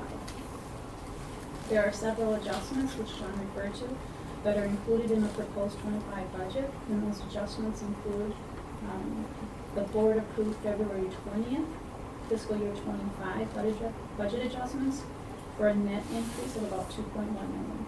This amount is comprised of LRP adjustments, including 3 different areas: enrollment alignment of 1.2, strategic investments for 1 year only for $1 million. However, we were able to net those with savings from a 1 FTE assistant principal elimination at 27919 for $20,000. We also have an increase of $157,000 for the Family Medical Leave Act implementation. The next item is the board approved February 20th, fiscal year 2024 mid-year budget adjustment. We have one-time savings of about $1.7 million, and those are now added back and included in our 25 adopted budget. And then this is the big one. As planned, almost $9 million of grant adjustments are being added to our budget. Let me break that down just a little bit. So we had ESSER 3, which was our third version of ESSER, or COVID dollars, some people might be referring to. There was an 80% component in there. And what we used is we used those monies for 23 and 24 to stave off budget reductions as we were planning for our operating plan. So those are getting added back for about $10.1 million. Then we have our ESSER maintenance of effort adjustments of $500,000 being added back. We have our ESSER learning recovery grant adjustments of almost $110,000 from both 23 and 24 being added back. And then we have a reduction for our learning loss ESSER 3, 20% of almost $1.8 million. So that was a lot to track this year for all of our budget managers. And so with these adjustments, the percentage increase in the expenditure budget is 8.6%, which is of course above our target of 3%. And our projected year-end fund balance is $100.7 million projected for 25. So now we're going to go to the next page, so page 38 in your packet.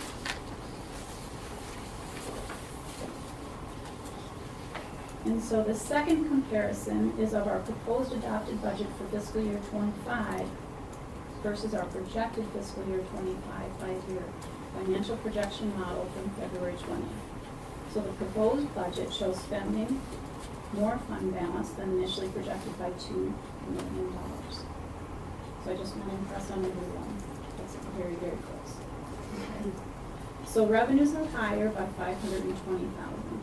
So when we look at the revenues, we had more special ed revenue increase, which also included the reversal of a prior year under accrual. So special ed is going up about 1.1. We have local optional revenue, which is decreasing about $1 million.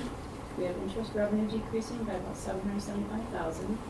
Then we have our summer employment that came to us for the first time last year, so now this will be our second year, so it'll be our full year of summer employment. And that's an increase of $760,000, but we're going to see an offset by about that same amount in expenditures. Then we've got our general education aid, 2% increase on the basic formula allowance.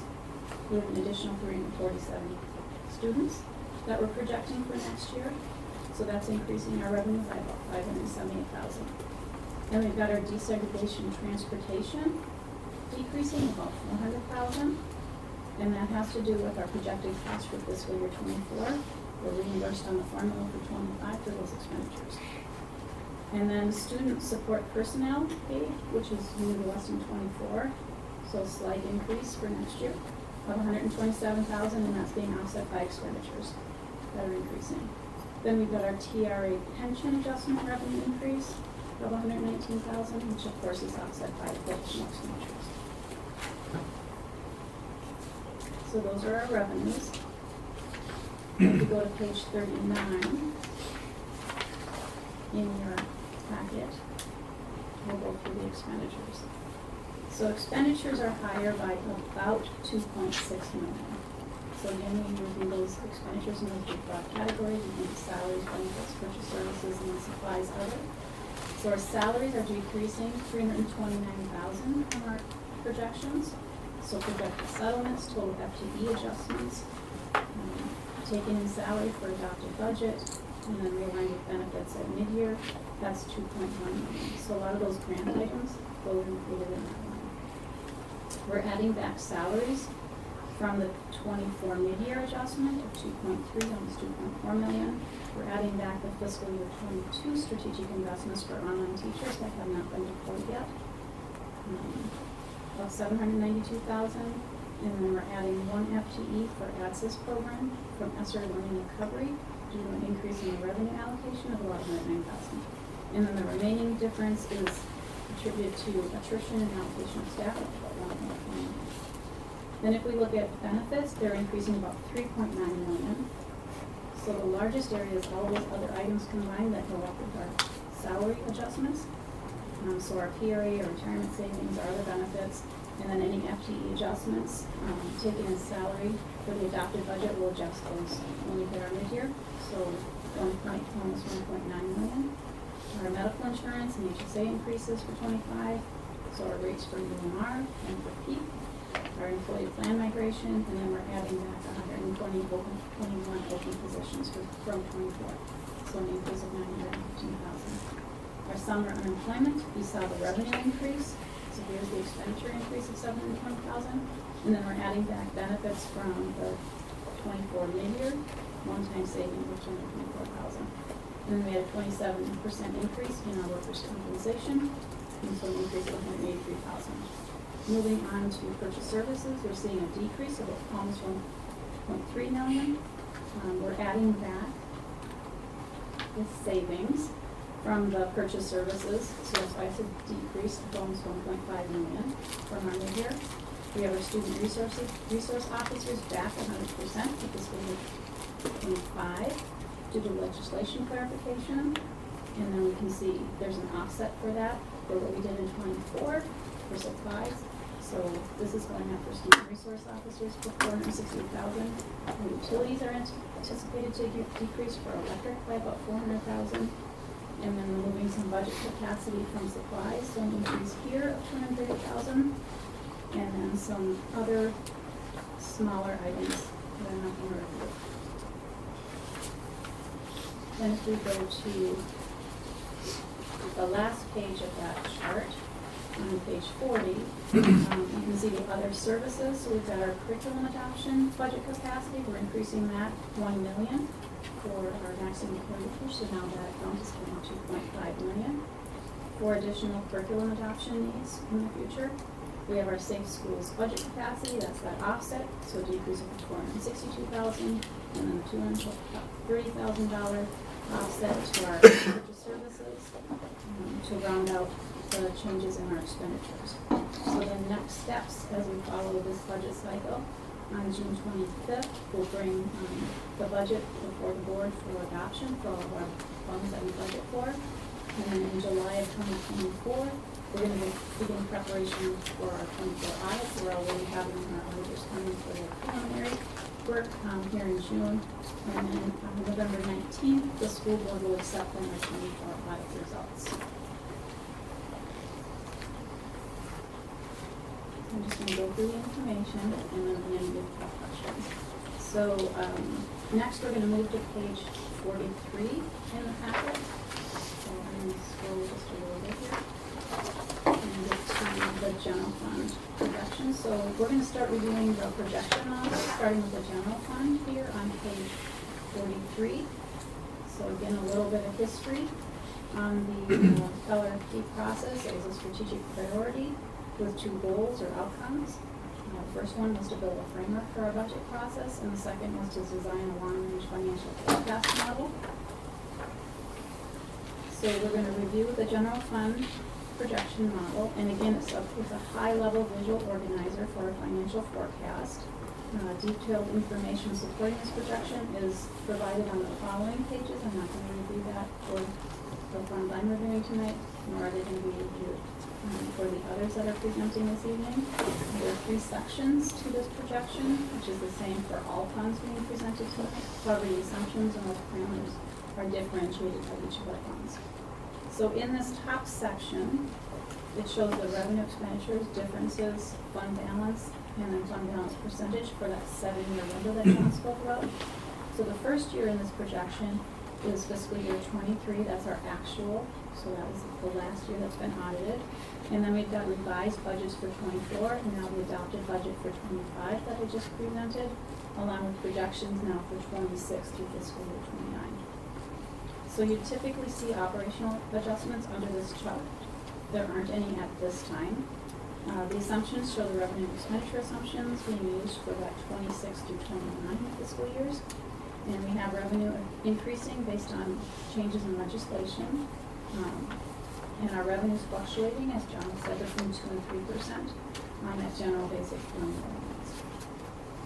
And then the estimates from MDE are now included on this graph as to what the best estimates are for what the inflation is going to be on that basic formula allowance for each of those fiscal years. Expenditures are projected to increase 3%, which is consistent with prior year tactics and isn't being changed at this time.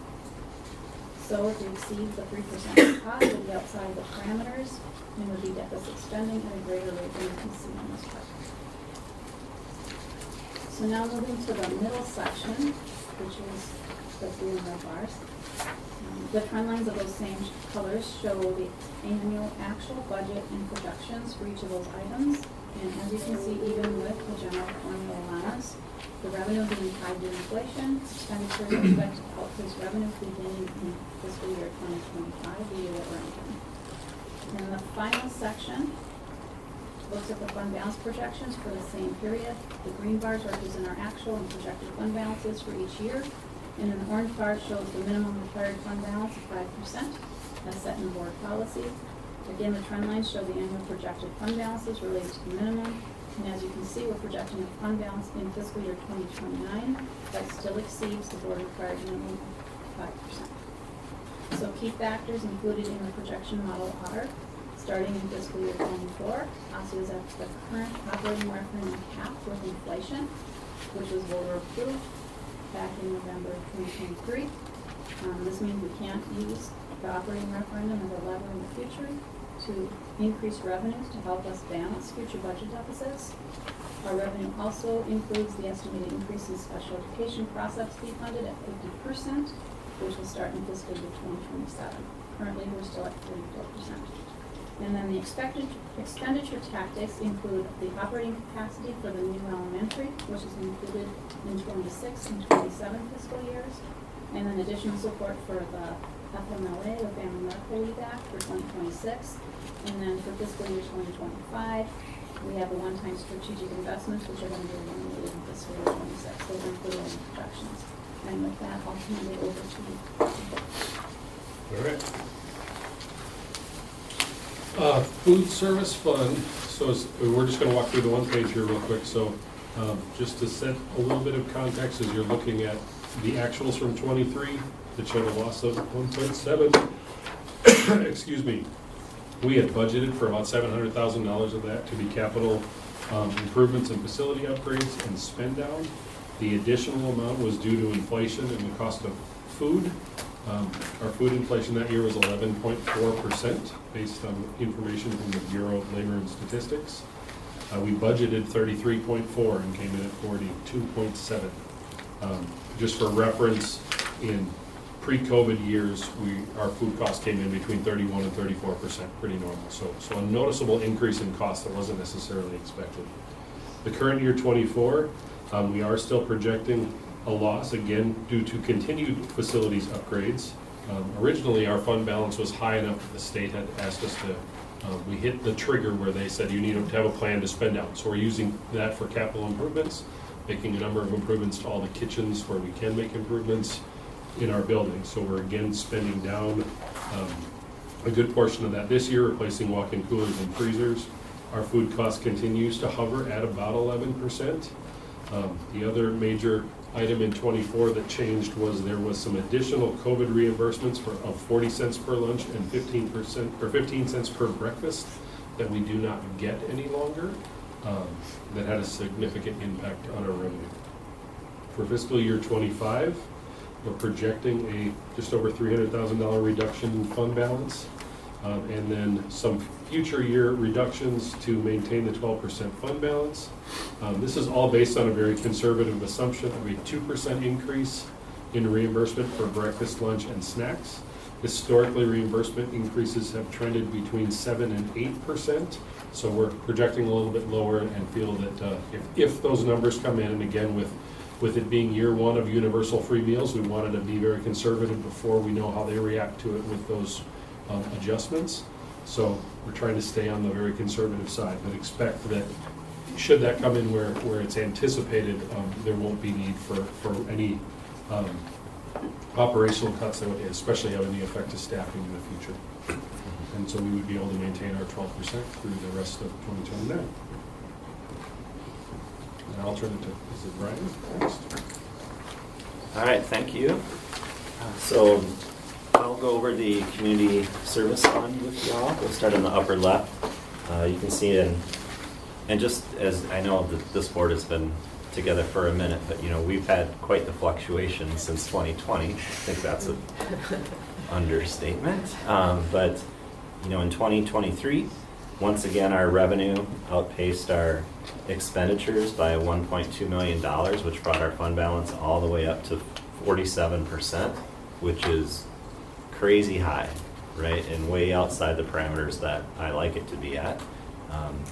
And that's for a lot of reasons that we've discussed in previous meetings. And here in fiscal year 2024, those numbers are a lot closer with a loss projected of $885,000, bringing the fund balance down to 34.1. So I think what you can see as you go across from left to right is we're getting back to what we try to do, which is have our assumptions be that our revenue and expenditures both increase by approximately 3.4, 3.5%. So you're going to see, and on the bottom, that really stands out where the two lines wide apart, now they're leveling out, and we're hoping to be more kind of even, right? And I've shared many times that for me, my preferred fund balance range is a little different than what we do for the overall general fund, but I try to have it be between 7 and 15%. 15% on the high end. If I go much higher than that, it's my belief, since over 70% of my funds are from participation fees, that we might be charging too much or we might be understaffing, right? These are some of the factors that are there. And I try not to go below 7%, because I also want kind of the entrepreneurial opportunity to try new programs or try new things, right? So for me, that's my preferred fund balance area. We're moving back toward that. This coming year that we're about to be in, right, in 3 weeks, I'm very excited. You can see we're having a pretty big jump in expenditures, but that's because through the PAIR process last year, we added a communications specialist to the community education department. This upcoming year, we'll be adding our talent acquisition specialist, partnering with HR to help us with staffing. And we're also adding 10 site supervisors to our Kids Stop program, which I'm really excited about, because that program, the last 4 years, their revenues have been outpacing their expenditures, even though we've kind of paused fees. And so we're reinvesting back into that program over $1 million.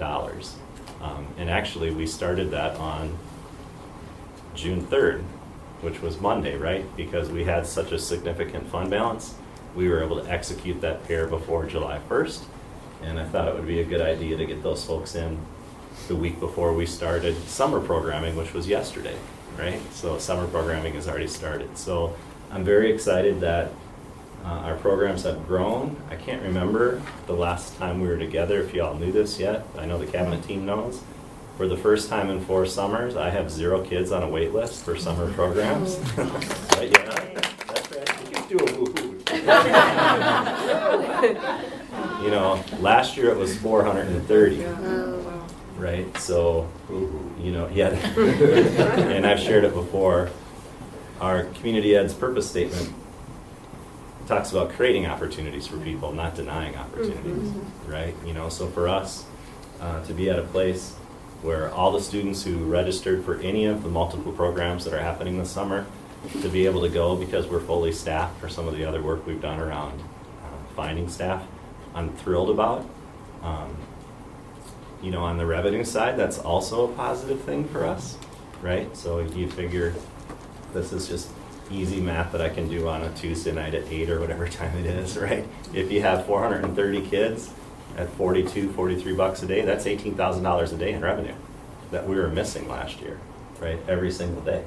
And that adds up over 10 weeks, right? So, and then that revenue allows us to reinvest in the program. So overall, I guess what I would want you to take away from looking at this sheet is we're starting to normalize a little bit, and by normalize I mean have our revenue and expenditure be closer, even though we're doing a pretty good expenditure jump this year, and we're back to being able to serve the people who want to participate, which is very positive. We've only got one little sliver that we're still working on, which is finding building supervisors for community use of school facilities. That's probably my one opportunity to tackle, I guess, this year, and I think we'll do that with our talent acquisition specialist. So overall, good news.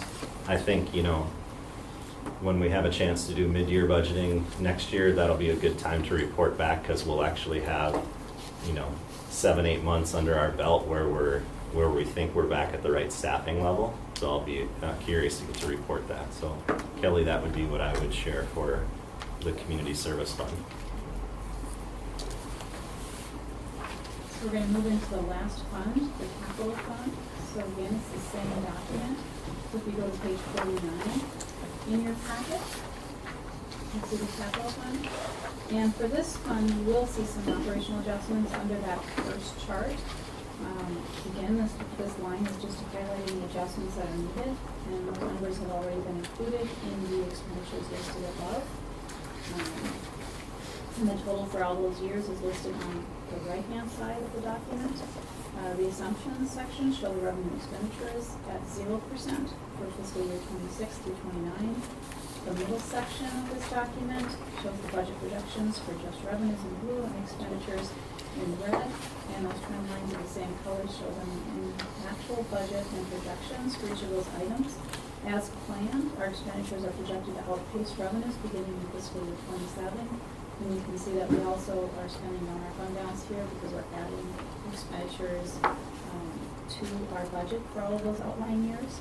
And so the last section here shows our fund balance projection for that same period of time. And the green bars represent our actual and then our projection fund balances for each year. And then the orange bars show the minimum required fund balance, which is 10% for this fund. And again, those trend lines show the annual projected fund balances related to the minimum. And we're planning for operational increases of about $1 million spread over those last 3 years of the projection due to the increases that we are expected to see in our capital technology safety levy due to it being tied to the market values.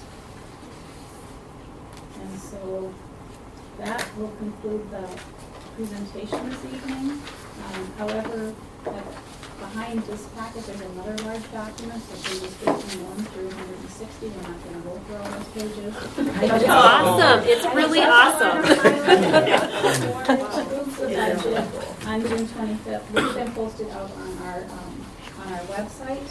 And so that document contains 5 sections. We've got an introductory section, which starts with our executive summary. It provides just another review of our adopted 25 budget and also our LRP model. We have an organizational section, which includes district information as well as budget summaries. We have a financial section, which shows more key policies and a visual display of the budget data, just another way to look at our data. An informational section, which is most of the information we went over just now, along with enrollment projections and staffing resource allocations. And then the last section is our benchmark comparison, which includes data points with our financial benchmark districts. And so now we'll stop and see if you have any questions. I love the benchmark graphs. That's very useful. Thank you. I appreciate it. I want to go back to the page that emphasized the 0.2% and the 0.8% within the assumption.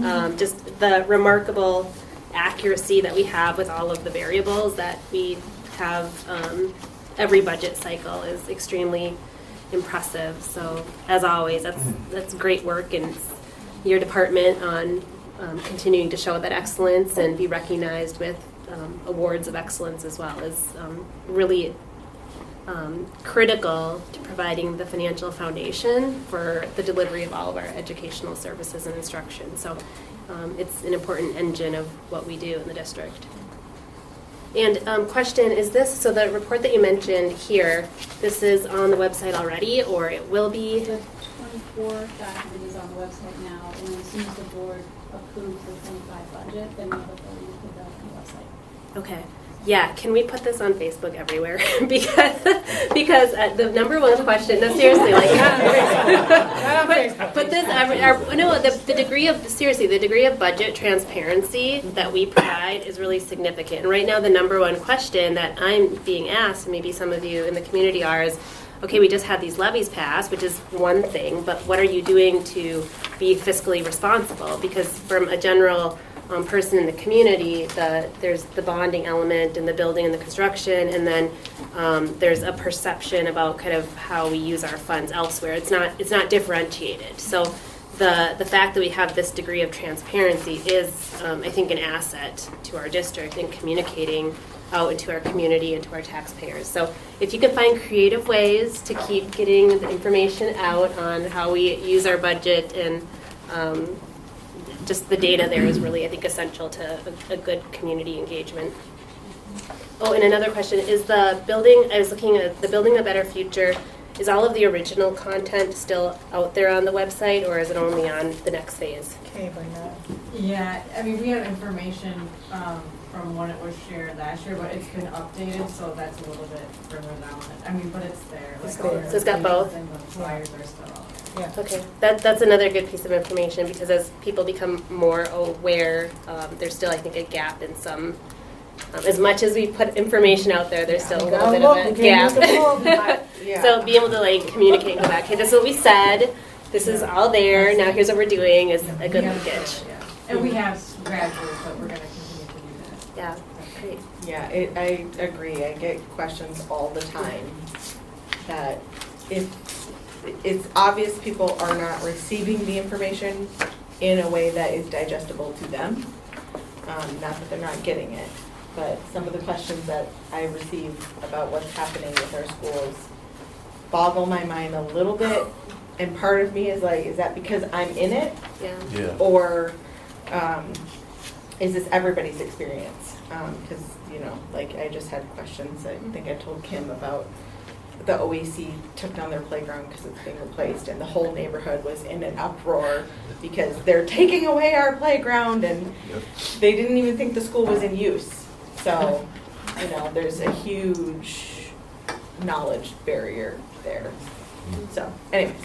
Yeah, I mean, to an average person who's not following the school district, it appears, we just had 2 years of what is tax increases, so there's a lot of questions about how are we using the funding, what's happening, and so I guess, age-old adage, you can never over-communicate enough, right? Other questions, thoughts on budget? And until people start to see dirt move and cranes in places, they'll go, what are you doing with the money? There's nothing tangible today that we can show you until, well, actually, probably started yesterday in the first 2 buildings. But until you really start to see that, and we can, again, keep pushing that information and putting up updates, then it'll start to come, and it'll be slow at first. So we won't see like the new school and the major addition to Maple Grove and the addition to Osseo. That's next year. That doesn't start till spring.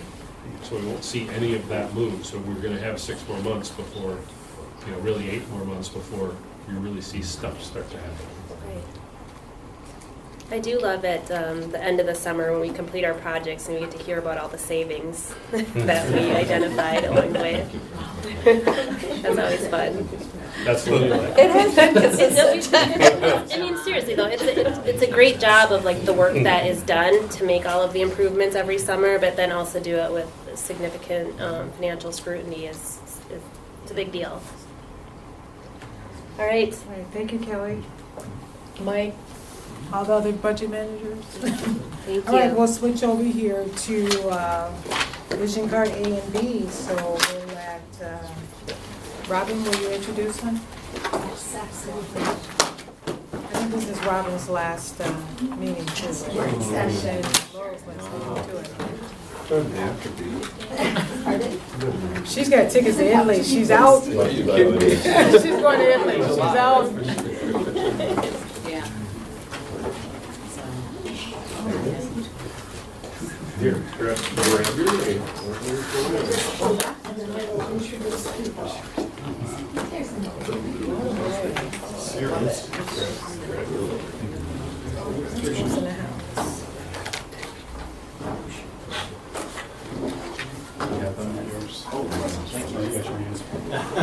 I can take it.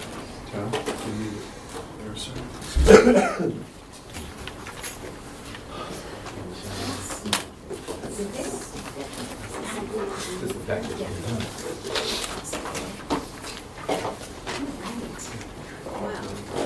excited to be presenting the vision cards tonight. Thank you for having us. I've got people with me here, which is super fun to have. So, good evening to everyone.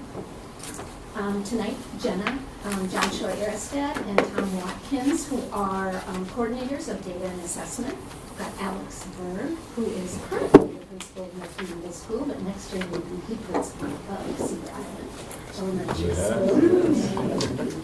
I've got Ryan Bisson, who is the assistant principal of 279 Online and the OELC, and Eric Thompson, who's assistant principal of Park Center Senior High. And tonight we're going to be presenting on both strategic directions A and B, and we'll also be highlighting, or they will be highlighting, some of the work that's happening at their site that aligns with the strategic directions that we are going to be talking about and has a positive impact on student achievement and their experiences in our sites. As we start this vision card presentation, this is our second year, or the end of our second year, and as we started this, we were doing the best we could with the information we had and really trying to follow the directives that we were given. And as we're going through our second year, we're realizing that we are giving you a lot of data all the time. And so next year, I was going to say we, but I'm going to say they. Yeah, now I can start doing that. They will be working to really fine tune and narrow the focus of the data to ensure that what we're presenting on is really aligned with the strategic directions, which we know it is now, but also really highlights the really high impact practices that we know will make a difference in our schools. So as we go through, just kind of be knowing that we're sharing a lot of data and we know we need to narrow it, but this is how we started 2 years ago, and we wanted to have the experience and kind of go through the experience so that we can make it better and better for you as we go through.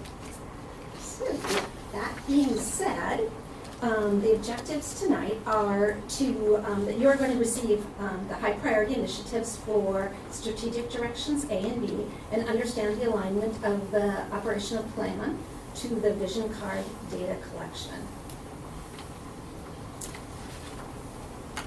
And this is a slide that you've seen before, but I think it's really important to kind of ground us again on the purpose of the vision cards. So over the past 2 years, vision cards have served as tools for tracking the district's progress towards its strategic goals and providing critical data on performance and improvement. They measure success in achieving the desired outcomes outlined in the strategic roadmap. By setting clear, measurable goals, vision cards support continuous improvement and informed decision-making. This structured approach ensures accountability and enhances the educational experience for scholars, staff, and families. This is also a slide that you've seen before, and we're going to continue to show it as we're working to really highlight the different kinds of data. So while the data that we are presenting tonight on the vision cards is that really high level data, satellite data, we've been here. For some of the indicators, we're able to touch a little bit closer to map data and look at specific groups of scholars. Some of the student groups that we're going to be focusing on or sharing about are really small groups, so the data will be variable over the years as we look at that really small group of students. So knowing that it's going to be hard to maintain at the same level when we're talking about so few students. On this slide, you'll see the learning work and implementation work for this for the school district. And it's aligned to strategic direction A, which is create safe, welcoming, and inclusive learning environments that foster global curiosity, belonging, innovation, and engagement. We're starting tonight with strategic direction A. And for strategic direction A, there are 5 indicators that we'll be talking and reporting about. Positive behavior intervention and support, implementation review, PDF or PBIS, classroom environment, climate equity review, bullying, harassment, and student safety, belonging, help, and trusting adults. And Tom Watkins will start speaking about indicator A1. These results for indicator A1 were shared with the board in June of 2023. So the Tiered Fidelity Inventory, or TFI, is a process indicator.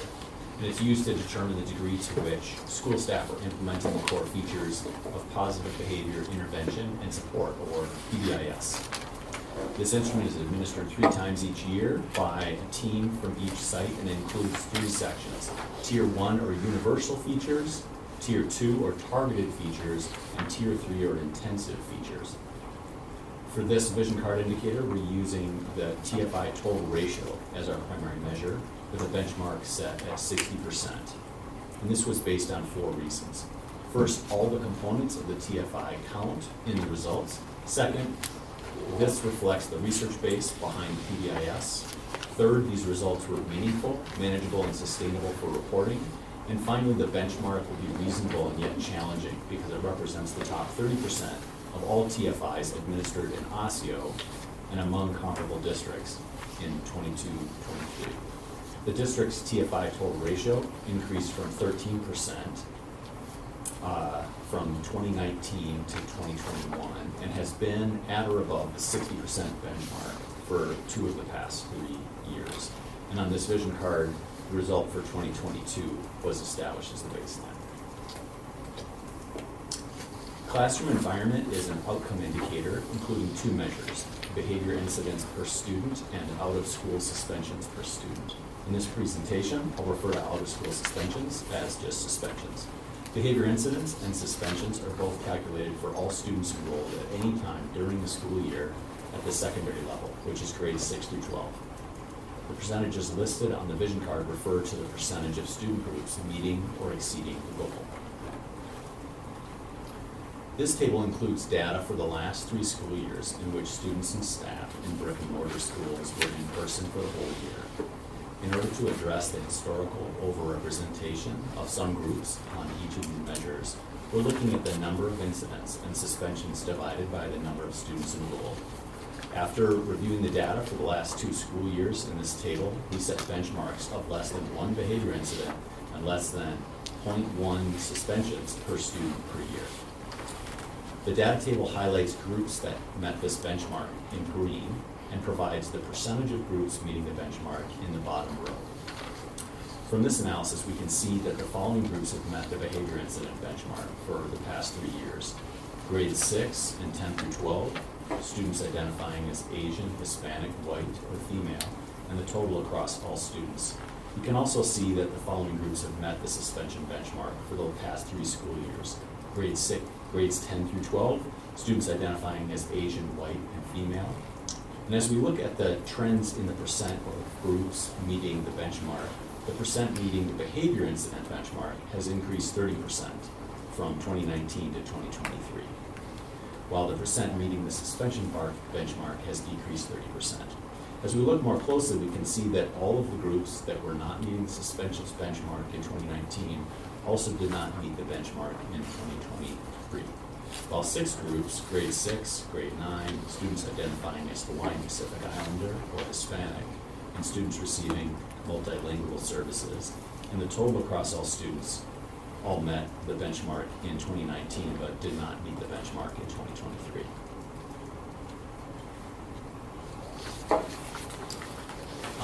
Indicator A3, the Climate Equity Review, includes 3 scales from the Equimetrics survey.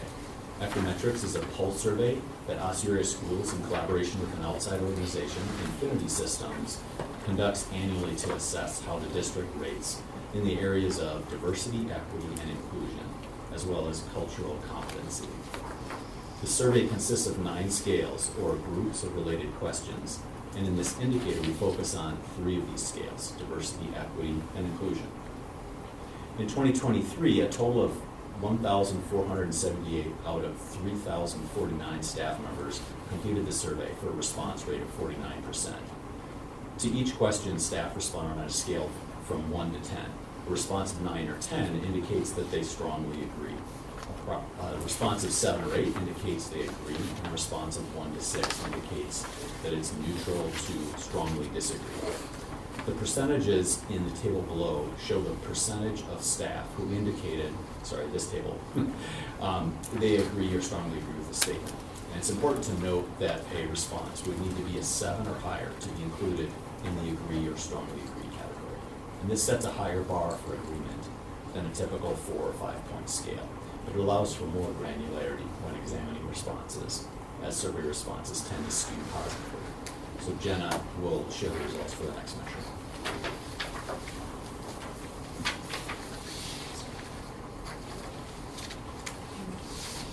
I think there's just a section on staff stakeholder survey. So for the purposes of this vision card, we focused on scale and question averages for specific groups of staff and developed color coding to highlight differences between groups, with green being above average and orange being below average. In this table, we can see that no group was in the above average range each year on each scale on the safety question. However, the staff groups with the most positive perceptions overall were in early childhood or adult sites or were district level staff. The median scores and percentages across all groups at the bottom of the table were used for the vision card. And these indicate changes of only 0.1 scale points and 2% positive on the safety question. This limited range of variability over time was accounted for in developing reasonable yet challenging benchmarks for these measures on the vision card. We can go back up to the econometrics tables. I think there was just a couple of items on the summary page. This one? Yes, we can go back to that one. Yep. Thank you. So next we can take a deeper look at the econometric scales and items. Overall, in each year, the inclusion scale had the highest rate of agreement at 66.5% in 2023.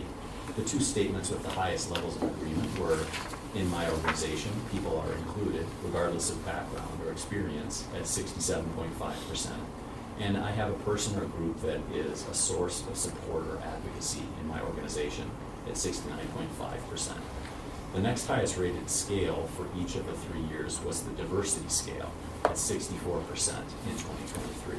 The two statements with the highest agreement were, my organization actively promotes diversity within the organization, with 73% agreeing in 2023, and my organization seeks diversity in our hiring practices, with 68.3% agreement.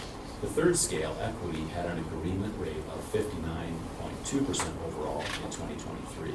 The statement with the highest agreement was, in my organization, underrepresented populations are supported at 63.2%. The single statement that increased the most in agreement from 2021 to 2023 was, my organization seeks diversity in our hiring practices, up from 61.6% to 68.3%. The chart here shows just the 9 and 10 responses, or those who strongly agree in regards to each scale, disaggregated by race and ethnicity. The theory here is that those who select a 9 or a 10 would be considered promoters, or would have a strong likelihood to talk positively about the organization in regards to the topic. The district overall is also included as a benchmark, so you can see that at the top. The parts of the table highlighted in green indicate a rate of strong agreement, higher than the district average. Staff who identify as American Indian or Alaska Native, and staff who identify as Hispanic or Latino have average scale scores above the district average on all 3 scales. And so at this point we can go down to the bullying, harassment. So indicator A4. So the following results for indicator A4 were provided to the board in June of 2023. This outcome indicator first looks at bullying, harassment, and safety data from the Minnesota Student Survey. And as a reminder, this is a survey that's administered every 3 years, just to grades 5, 8, 9, and 11. The numbers that are reported are index scores that allow us to capture all response types, from the favorable responses to not so favorable ones. For the bullying and harassment portion, the closer we get to an index score of 8.0, the closer we get to 100% of our students answering that they are never victims or perpetrators of bullying or harassment. For safety, the closer we get to a score of 7.5 is the closer we get to 100% of our students answering that they feel safe at school. So those are some of the benchmarks.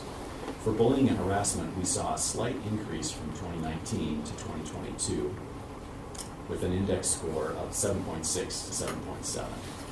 For students' sense of safety at school, there was a decrease from 2019 to 2022 with index scores of 5.8 to 5.4. In the monitoring report, you'll find more details about the specific survey questions that were used in the analysis and the trend data broken down by grade level and gender from 2016, 2019, and 2022. Future reporting will include data broken down by racial groups once DE makes the 2022 disaggregated data available. District data along with state data were used for benchmarking. Results from our district and that of the states were both very similar in the two categories and throughout the 3 years that are being reported. For the bullying and harassment category, our district's data and the state's data repeatedly had index scores that were nearly 8.0, but not quite there. Again, an index score of 8.0 is 100% of our students responding that they were never victims or perpetrators of bullying and harassment. So even though we're close to that, we're not yet there. One of the things that I wanted to add was that, and we had this question I think before when we presented. So this information is on the Minnesota Student Survey, which is not given every year. And so what we changed in our own student survey here in Osseo Area Schools is we added some of the questions that we're referring to and using for this scale into the survey that we give yearly. But that data is just being finished as students left this school year, and so that we'll be able to present on that next year. So that's why the NAs are there. We wanted to keep it in the forefront and let you know that we took the recommendations to include those questions and some of the scale questions in our own student survey. Thank you.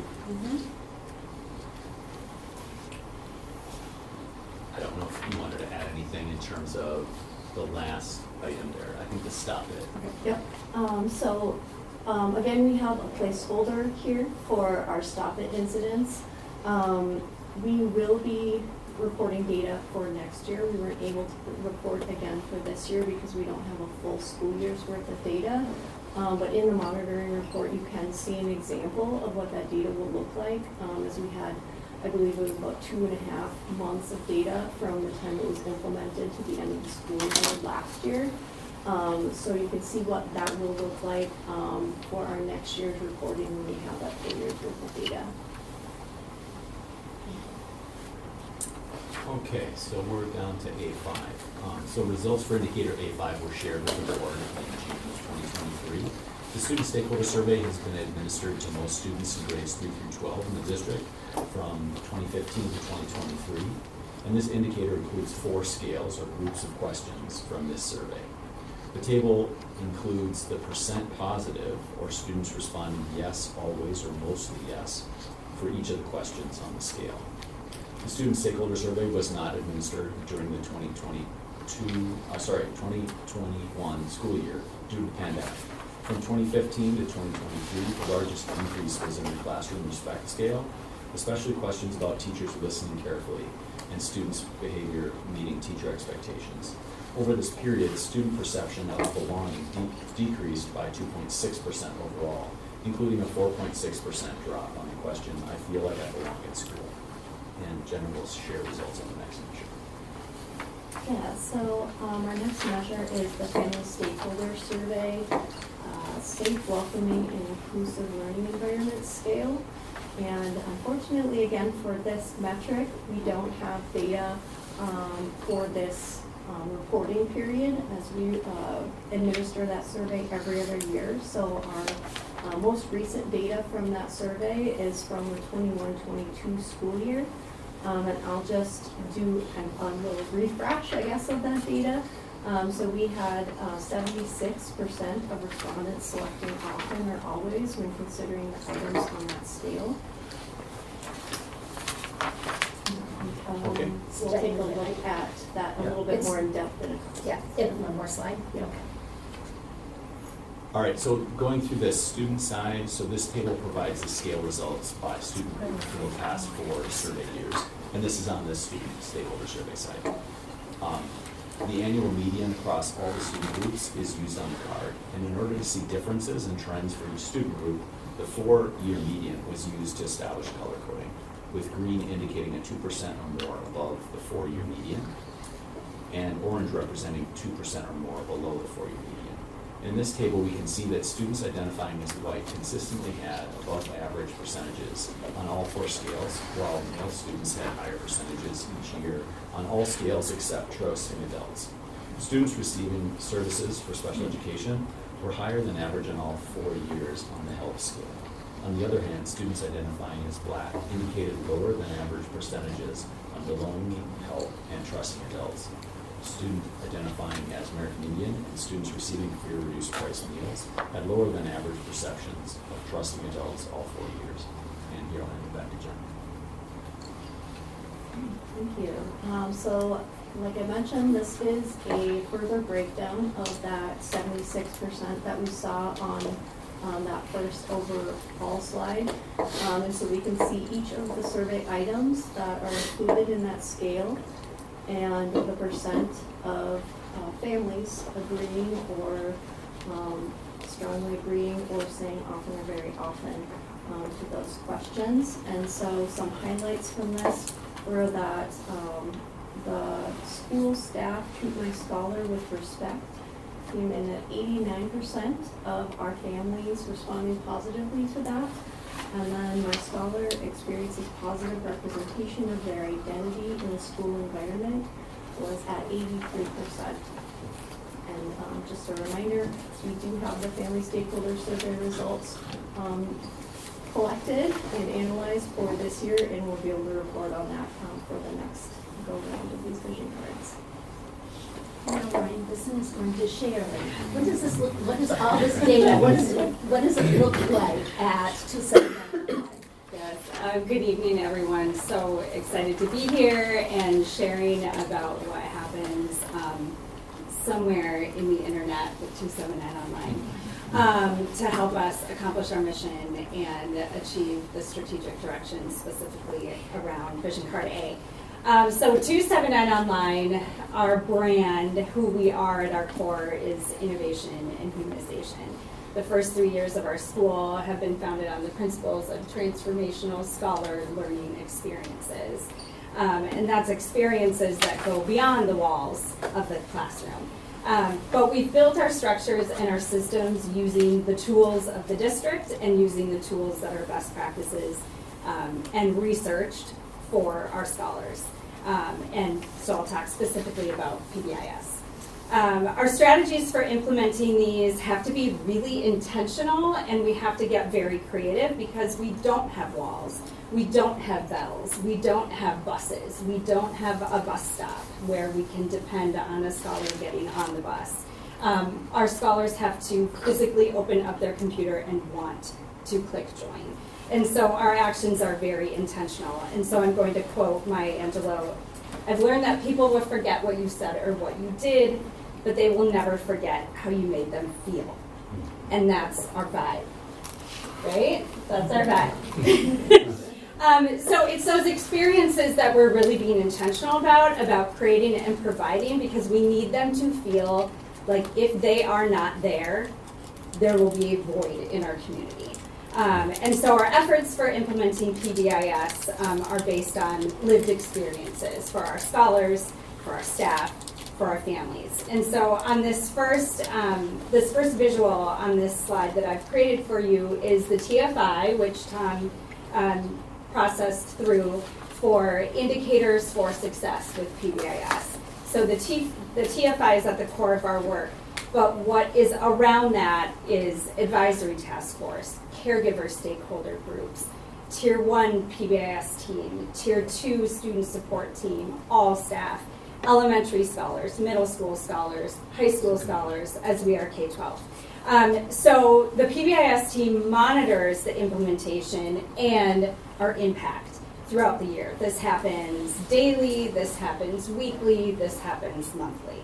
And so most of our questions, though, that we ask ourselves outside of just the checky boxes of the TFI are, what do we want every space to feel like in 279 Online? That's just not one Google Meet, but that's an internet exchange, that's an email, that's a talking points, that's a phone call, that's a breakout room. That's when they're working independently, but we are still available for them. So really thinking through all of those things as we create our environment. So When Tier 1 strategies have been exhausted, though, we do ask our staff to submit a Tier 1 form, sharing with us, here are all the things I've tried and it still didn't work. And so then our Tier 2 team processes this feedback as we create individual scholar plans. But how we use that with the rest of our stakeholder groups is that we monitor trends and behaviors in our schools so that I can go to my middle school team and say, hey, engagement is down.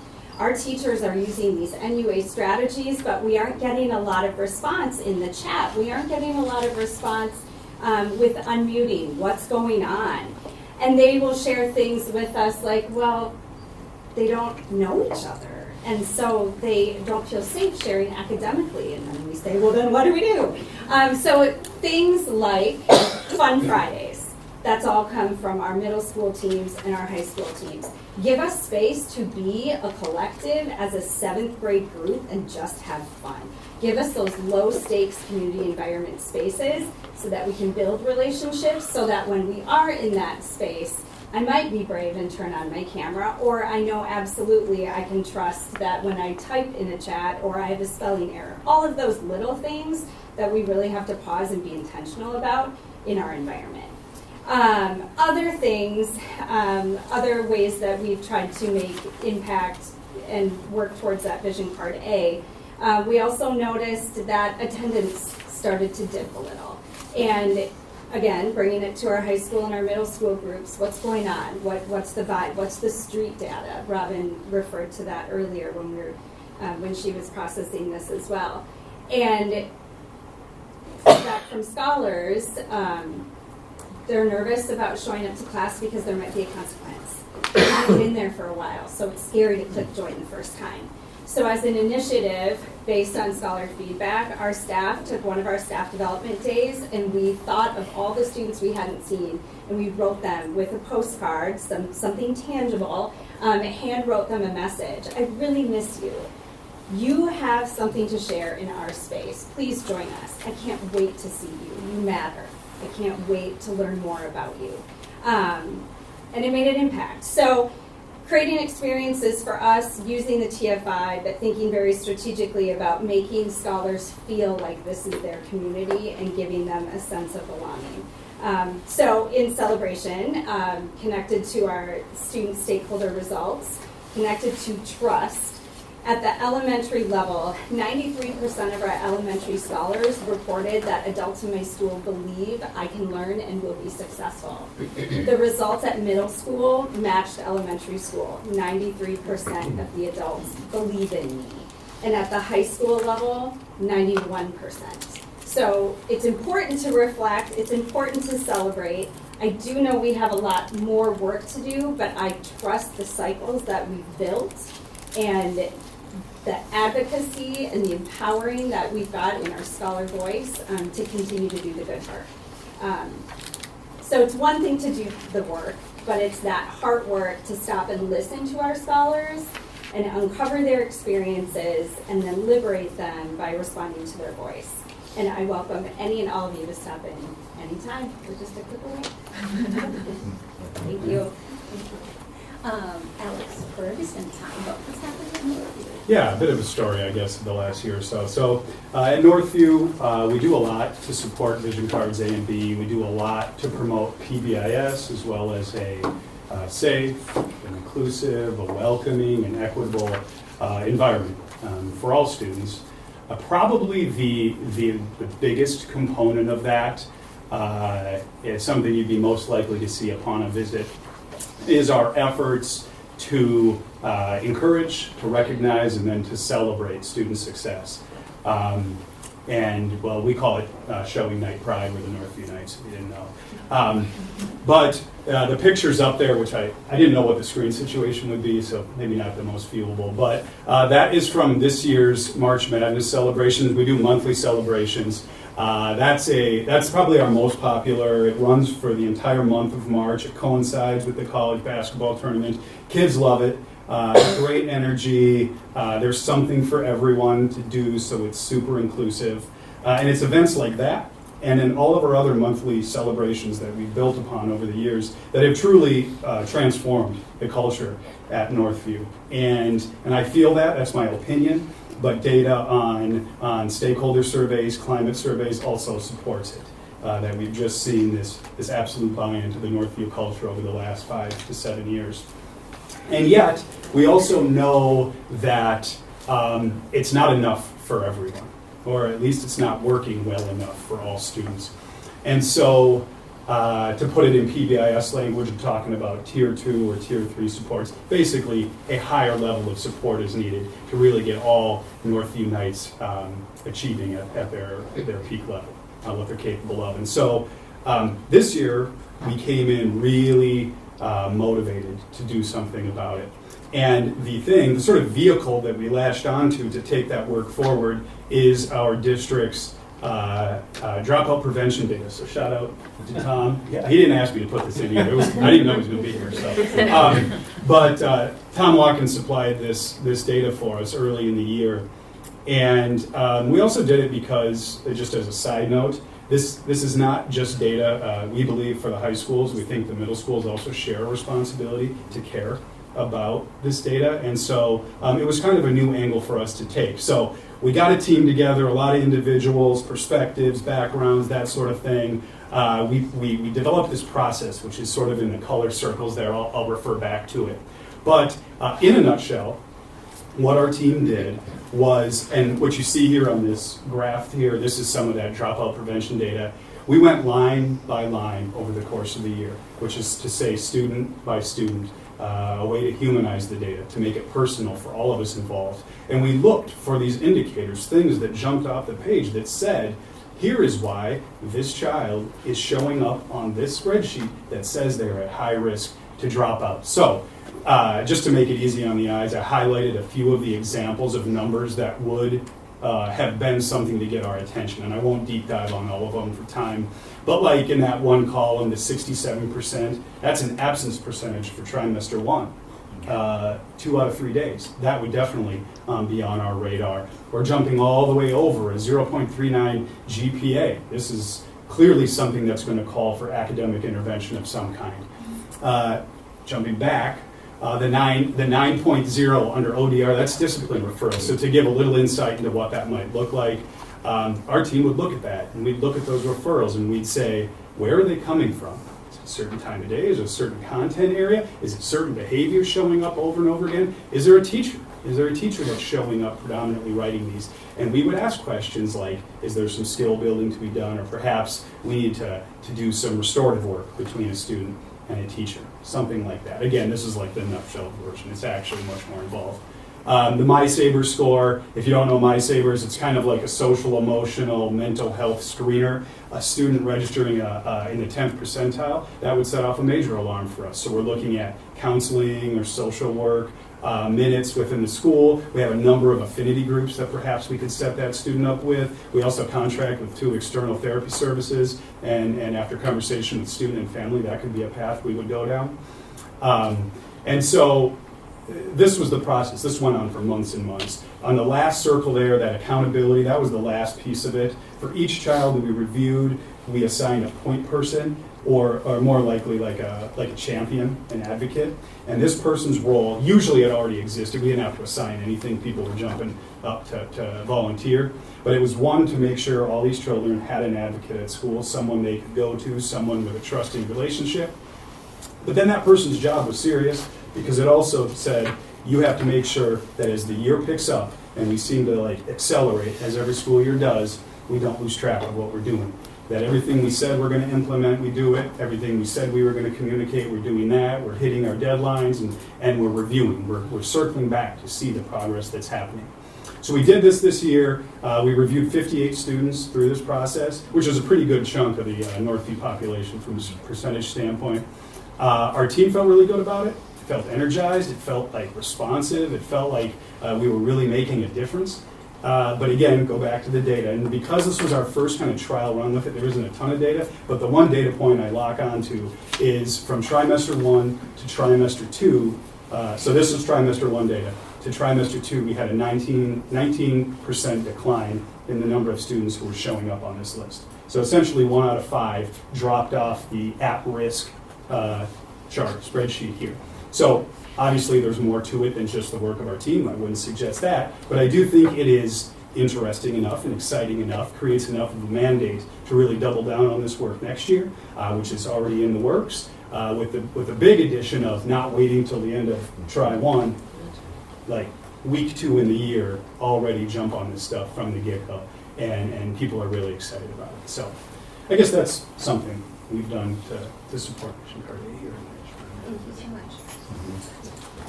We are now moving to the second part, which is Vision Card B. And on this slide, you'll see the learning work initiatives and the implementation work initiatives that are on the district three-year operational plan and aligned with strategic direction B, which is build and nurture a culture of achievement by providing content-rich, rigorous, and individualized pathways. We'll be sharing data around the 5 indicators on Vision Card for Vision Card B. And the data collected on this card is data that we have. Last year was really the first time we looked at some of this data, and I remember sharing this card with you and saying, this is data that really speaks to programming and opportunities that we provide for students. And these are things that we can look at and watch, and the data points have research behind them to show that they are impactful for students. So we can, as we move forward, we will be talking about that. The 4 indicators are instruction and management review, classroom climate and respect, culture of achievement, graduation continuation, and IEP-based diplomas.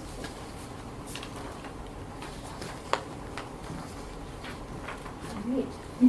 So within our first indicator, our instruction and management review, we have our 2 metrics that are related to staff professional learning. The first is our system professional learning participation, and then the second is our system monthly learning participation. Our system professional learning occurs 3 times a year, at the beginning of the year, which is usually in October, mid-year, and then at the end of the year, usually in April or May.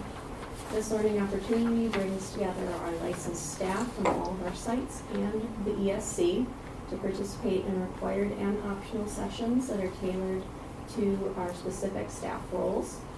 And it's on these days where we can learn about new curriculum adoptions, tools, best practices, as well as deepen the understanding among staff and their skill of previously adopted curriculum and to improve their practice.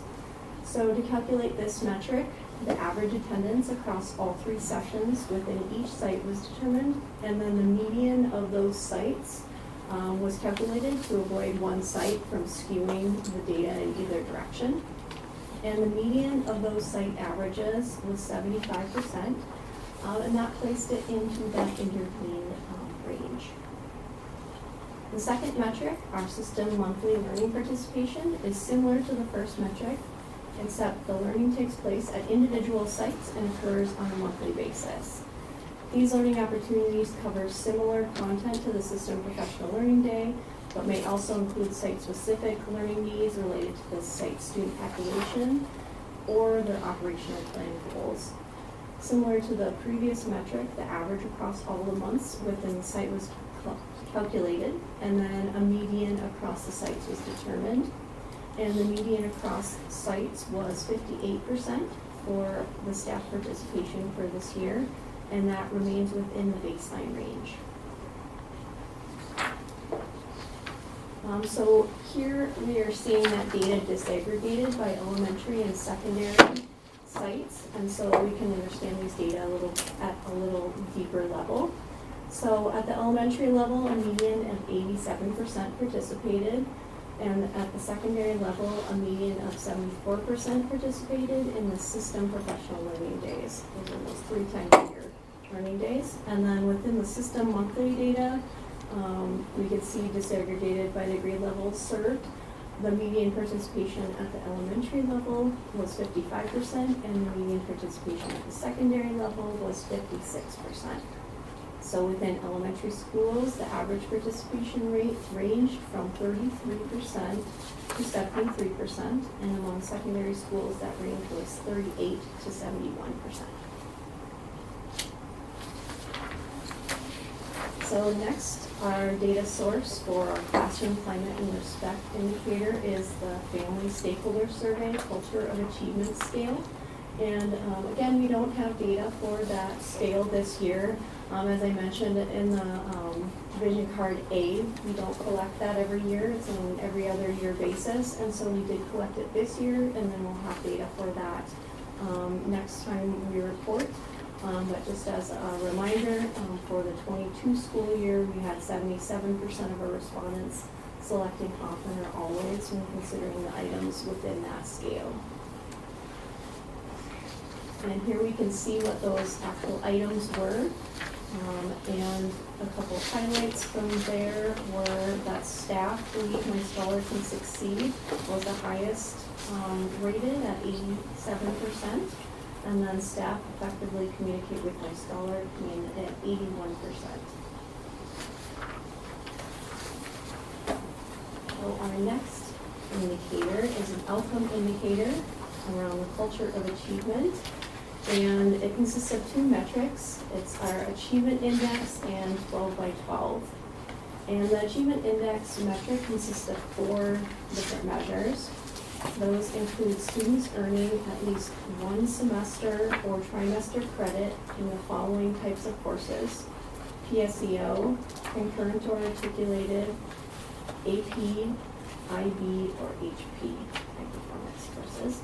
And then students earning a professional certification in one or more of the following: CPR or first aid, EMT or EMR. Students completing an internship, apprenticeship, or related experience, or students earning a Minnesota bilingual seal. In this metric, each student was counted 1 time, regardless of how many of these items they achieved. And a total of 62% of students enrolled during the 22-23 school year did meet one of these 4 items, and that was up from 3% from the prior year. So that was an exciting increase, and this metric remained within that baseline range for that year. These particular metrics, as Robin mentioned, were chosen as an inclusive variety of pathways for students to show college and career readiness and are research-based. The 12 by 12 metric, which is our next one down, is shows the percent of students who are on track to or have earned 12 credits that could lead to college credit by the time they graduate. Courses that could lead to the student earning college credit include PSEO, concurrent, articulated, AP, and IB courses. So to be considered on track in this metric, students in grade 9 must have earned 3 or more credits. Students in grade 10 must have earned 6 or more credits. Students in grade 11 must have earned 9 or more credits, and students in grade 12 must have earned 12 or more credits in any of those aforementioned courses by the end of the 22-23 school year. And so a total of 9% of students were either on track or had earned those 12 credits by the end of their 12th grade year last year, and this outcome places the metric within that orange range of concern. So just a little bit more background on why we chose this metric. It provides students with more advanced, rigorous coursework and improves their high school education, prepares them for the expectations of college. It provides college coursework exposure to students who are underrepresented in post-secondary institutions or who may have not considered college as a possible pathway. And participation in these courses is a really positive predictor of high school graduation, college enrollment, college persistence, and a lower time to college graduation. So here we can see the achievement index data disaggregated by race and ethnicity. These data show that the groups with the highest rates of this achievement were students identifying as white at 72% and students identifying as Asian at 65%. This next slide shows the data disaggregated by service group and gender. And of students receiving services, those who received free or reduced price meals had the highest rate of achievement at 58%, which was an 11% increase from the previous year. And when looking at rates by gender, 66% of students identifying as female and 60% of those identifying as male achieved at least one of these accomplishments within that achievement index. And those rates increased for both of those groups, 3% for those identifying as female and 5% for male.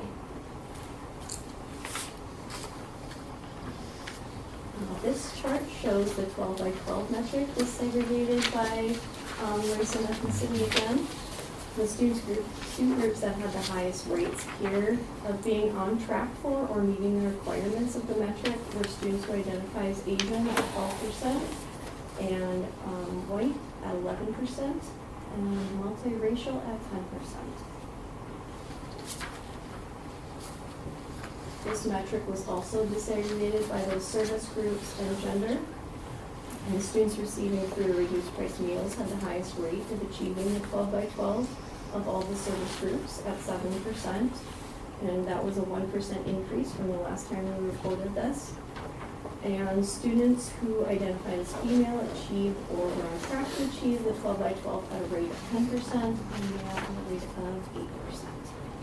Now I'll pass it to Tom to talk about indicator E4. Thank you. For this indicator, we have 4 student outcome measures. Each of these measures focuses on graduation, continuation, and/or dropout rates for students in the classes of 2021 and 2023, incorporating all data provided by the Minnesota Department of Education. We expect to receive results for the class of 2024 sometime in the spring of 2025. We can see that we reached the progress and/or vision performance levels on most measures for the class of 2022 and for half of the measures for the class of 2023. The measure on which the most consistent progress has been achieved was the percent of continuing students receiving IEP-based diplomas. On this measure, the district improved from baseline to progress to vision progress level over the past 3 years. In the next few slides, we'll describe results for each of these measures in greater detail. The graduation or continuation rate refers to students graduating in 4 years or continuing on for a 5th year in special education or multilingual or EL program. We're looking at the first 2 slides of results. Here we can see graduation or continuation rates of 90% or more for 9 groups in the class of 2023, with these results highlighted in blue. In addition, there were 10 groups with graduation or continuation rates of 80 to 89%, and these results are shown in green. As one highlight, students identifying as American Indian achieved their highest graduation or continuation rates in 2023.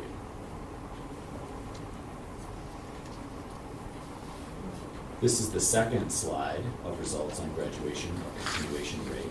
As a reminder, SLIFE refers to students with limited or interrupted formal education, which is an important subset of multilingual students. At the bottom of the table above, we can see the percent of student groups with 80% or more students graduating in 4 years or continuing on for a 5th year in special education or multilingual EL programming, defined as the benchmark for this indicator. The classes of 2022 and 2023 both have reached the progressing performance level. These were the values used for this measure on card B. There was an increase of 8% for the class of 2022 and another increase of 5% for the class of 2023. Our second measure in this indicator, we calculate the 4-year on-time dropout rates for students receiving special education services at some point in high school. As in previous years, our benchmark level for dropout rate remained at 0%. This table breaks down the dropout rates by race, program, and gender group within students receiving special education services. We can see differences between groups and over time from the class of 2020 to the class of 2023. The class of 2020 had the lowest dropout rate overall for students receiving special education services. The percent of student groups reaching the 0% benchmark dropped from the class of 2020 to the class of 2021 increased 10% for the class of 2022 and decreased 6% for the class of 2023. And again, results for class of 2024 are expected in the spring of 25. Our third measure focuses on a subset of students receiving special education services who we expect to graduate on time with a non-IEP diploma based upon their IEP. This analysis includes students last enrolled in 12th grade in 279 online high school, Maple Grove Senior High, Osseo Senior High, or Park Center Senior High, and credited to Osseo area schools by the Minnesota Department of Education for our official 4-year on-time graduation and dropout rate purposes. Students last enrolled at ALC or OEC were excluded from this analysis. Students receiving services for a 504 plan, autism, ECD, physical impairment, or severe multiple impairment, and students receiving services in setting 3 or 4 were also removed from this analysis. Results were only reported for groups of 3 or more students. So IEP-based diplomas refer to cases where students receiving special education services earn a diploma by completing requirements in their individualized education plan, or IEP. So the non-IEP graduation rate is the percent who meet the standard graduation requirements. The benchmark of 60% was set based upon the range of group values for the class of 2021. For the class of 2022, 6 of the 7 reported groups reached this benchmark, so 86%, shown in green. For the class of 2023, 3 of the 6 reported groups reached the benchmark, so 50%. And here we transition to our fourth measure for indicator B4, which is the percent of continuing students receiving IEP-based diplomas. This is a different group of students with different expectations in their IEP, and that's why our focus shifts here to earning IEP-based diplomas rather than the non-IEP or standard diplomas. Looking at the 2 most recent graduating classes, there's been a decrease in the number of students receiving special education services continuing past their 4th year, from 54 to 46, and an increase in the percentage of these continuing special education students who eventually earn an IEP-based diploma, which increased from 56% to 63%. And this table breaks down, I think the next slide there. This table breaks down the continuing students receiving services by race, program, and gender. This measure focuses on the green benchmark coloring and percentages at the bottom. The percent of student groups reaching the benchmark of 40% or more students earning IEP-based diplomas. The IEP diploma percentages for the class of 2022 and 2023 are more than 50% higher than they were for the classes of 2020 and 2021, which is what led to this measure increasing from baseline to progressing to vision performance level on the vision card. And at this point, I'll turn it back to you. Actually, we're going to turn it over to Eric Thompson. He's going to Perfect. talk about what is happening at Park Center to support students in areas of Salina Vision Card Key. So the question is, what does this then look like? What does this data look like in action at the senior high, specifically at Park Center Senior High? This was our first year under new leadership with Dr. Antoine Harris taking over at Park Center and referring to this as year 0 before we launch into his 3-year plan of how we're going to better support our students and increase the academic outcomes for every student inside of our building. And a lot of our work was normalizing how we define relevant, rigorous, and engaging curriculum, and what did it look like inside of our classrooms. And a lot of our work then aligned with supporting our staff so that they can in turn support our students through professional development, through learning opportunities, through aligning our work so that our students would be able to see increased engagement in the classroom and then ultimately see improved classroom scores. A lot of our work then focused on our MYP unit planner as a unified space where we're able to collectively plan our lessons, our curriculum, so that departments are working together under the International Baccalaureate Middle Years Program model.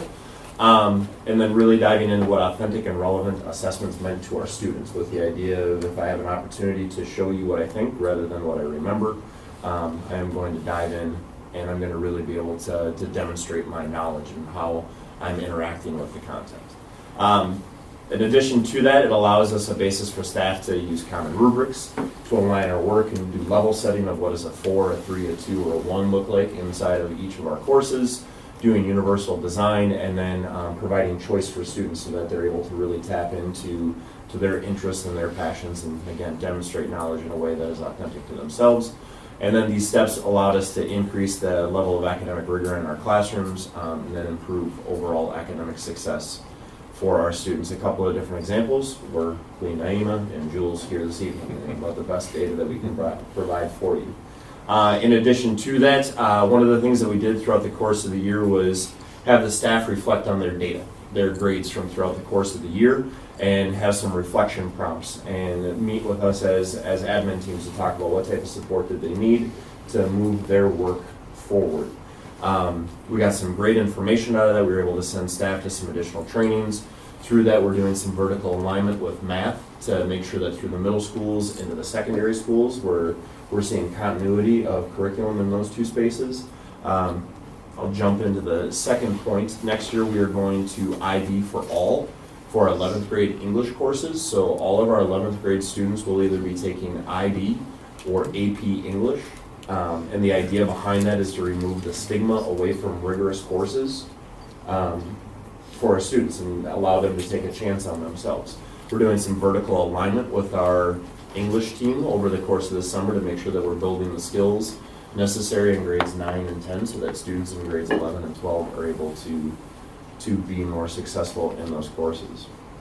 Additionally, you see the number of students that are taking IPDP courses. So it's not just we're trying to increase rigor, their students are taking more chances on themselves.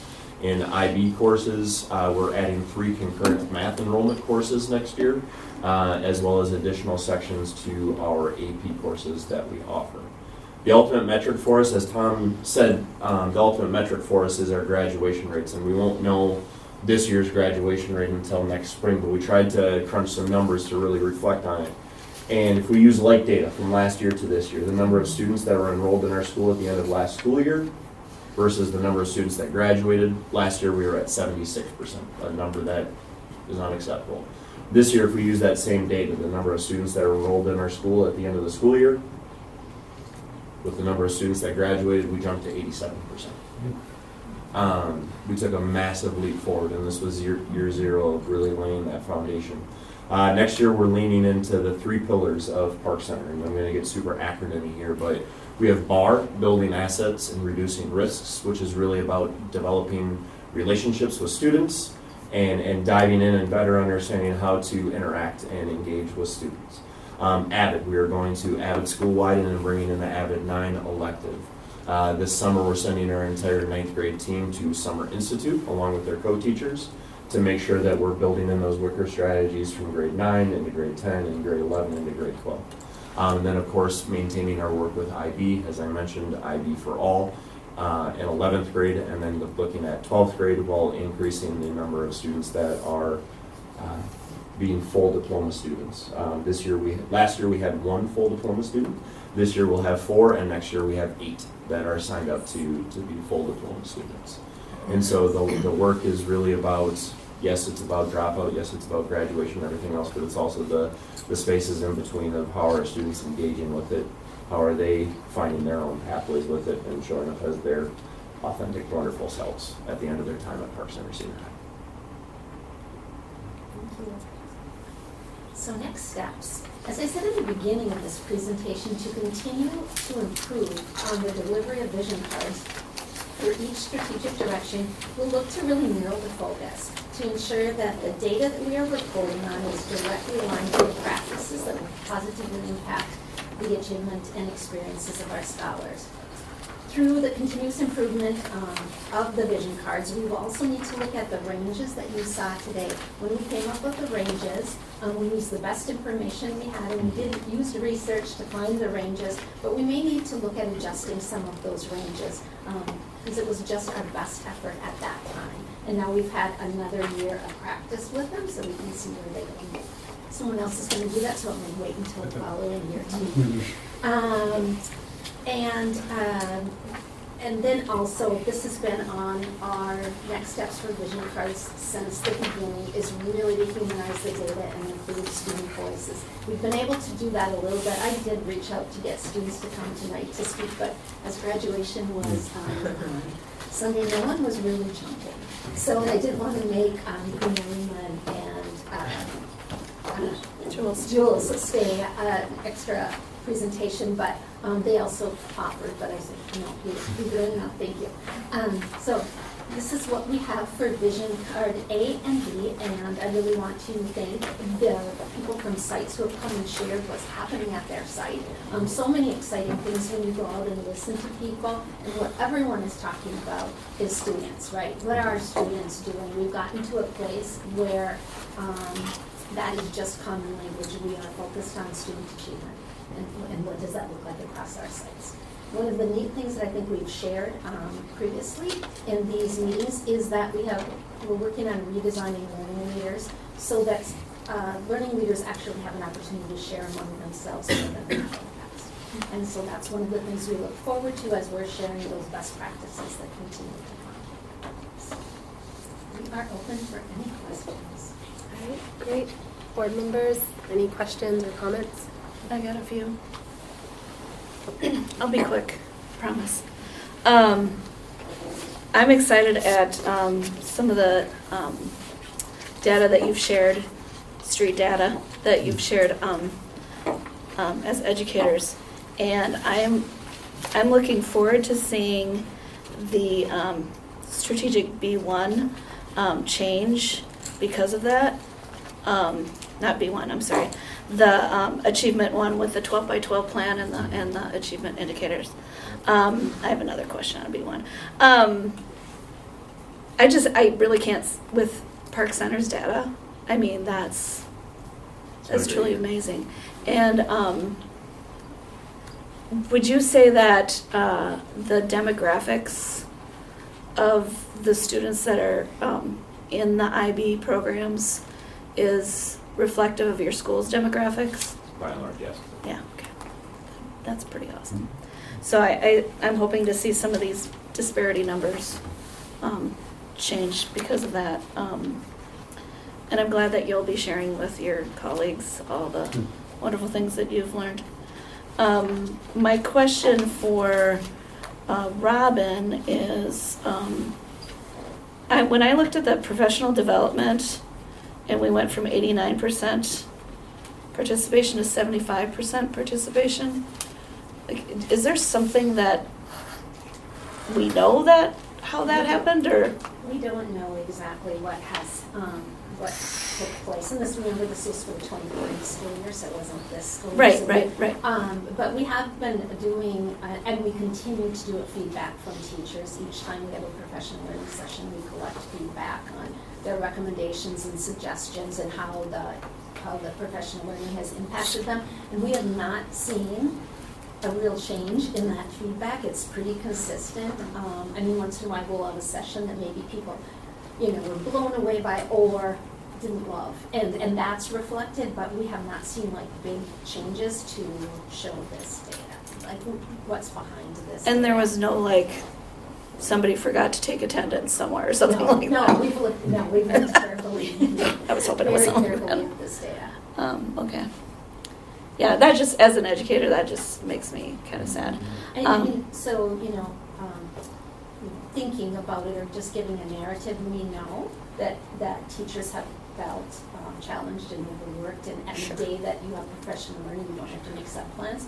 But we're trying to change that perception and really ensure that, what we're providing is really essential for them to have when they're really engaged and interested in having this. And I know we've done more of engaging teachers on what professional development that they feel that they need, along with the instructional leaders, principals, vice principals, etc., on what that is, and maybe we'll get more engagement that way, hopefully. That was all right.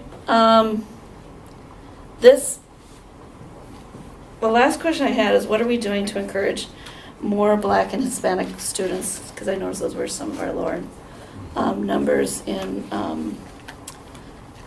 in the achievement indicators to take more rigorous classes, to be in some of those CTE experiences, to do some of those things. I know you probably don't have the whole list ready or anything, but just throwing it out there. I think some of Eric's examples about, making sure that students have the support, the expectation and the support. And I know that that was something that Dr. Harris had really been engaged in too, and that was actually, I think, one of his thesis.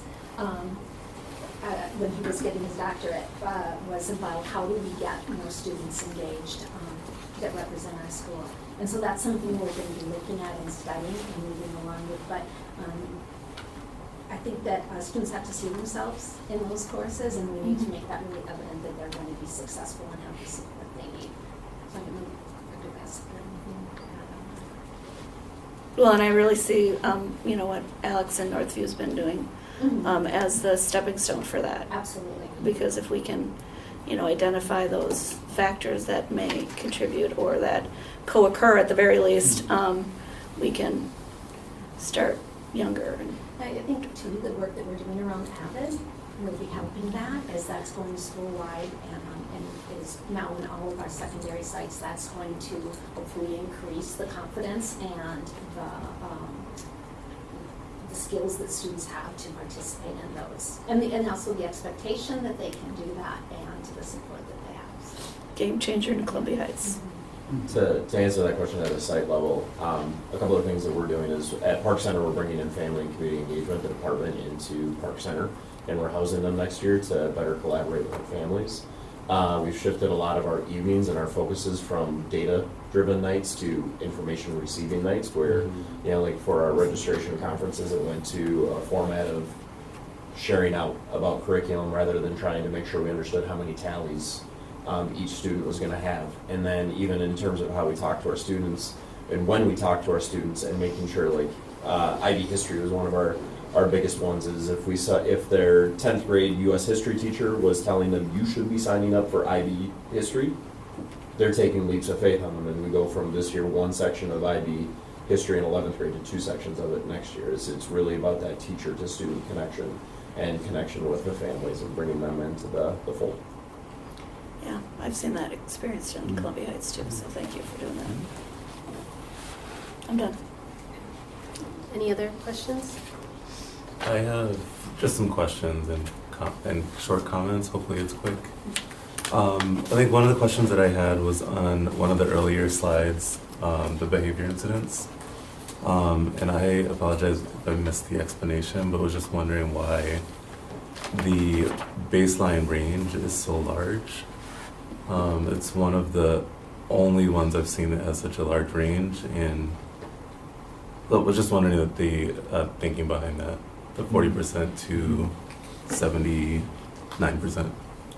Yeah, I think we followed a similar benchmarking process as we did with some other indicators, where we look at the full range of all of the school results, all the group and school results, and get a sense for that pattern changing over time, knowing that we have high-performing schools that are achieving this, right? We have student groups that are achieving this.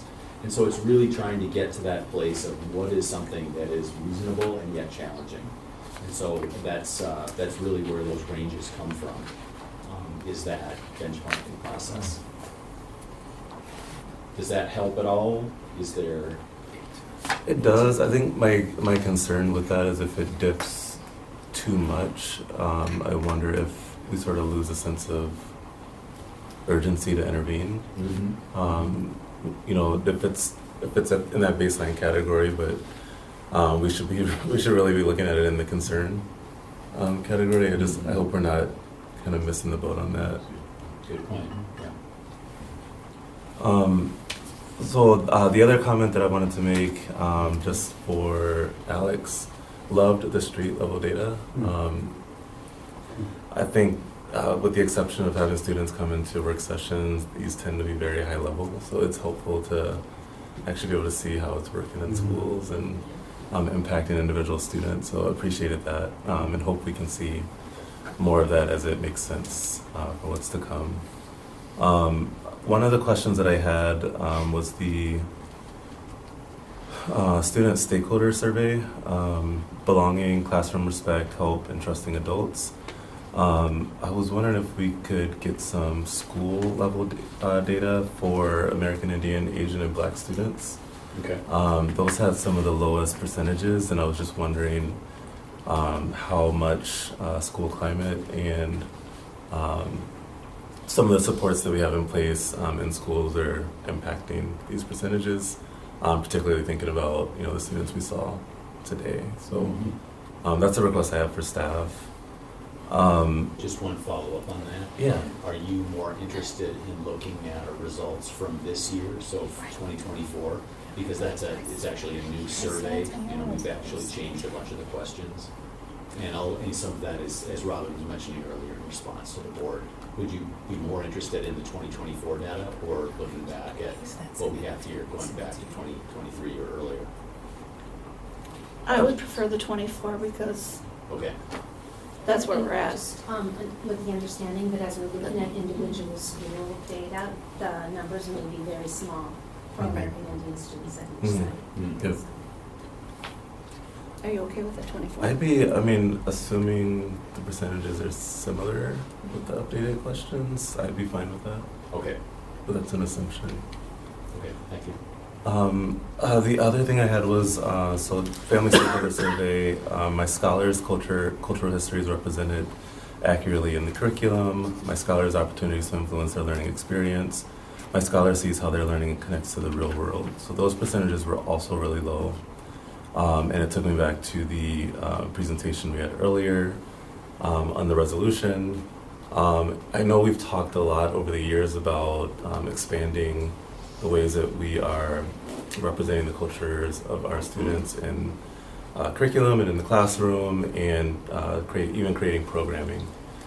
So I don't know if there's been any more discussion, I'm thinking of Park Center, of course, in terms of expanding some of our cultural programming for our Liberian students or any other students that aren't feeling particularly represented or connected in ways that maybe other scholars are starting to.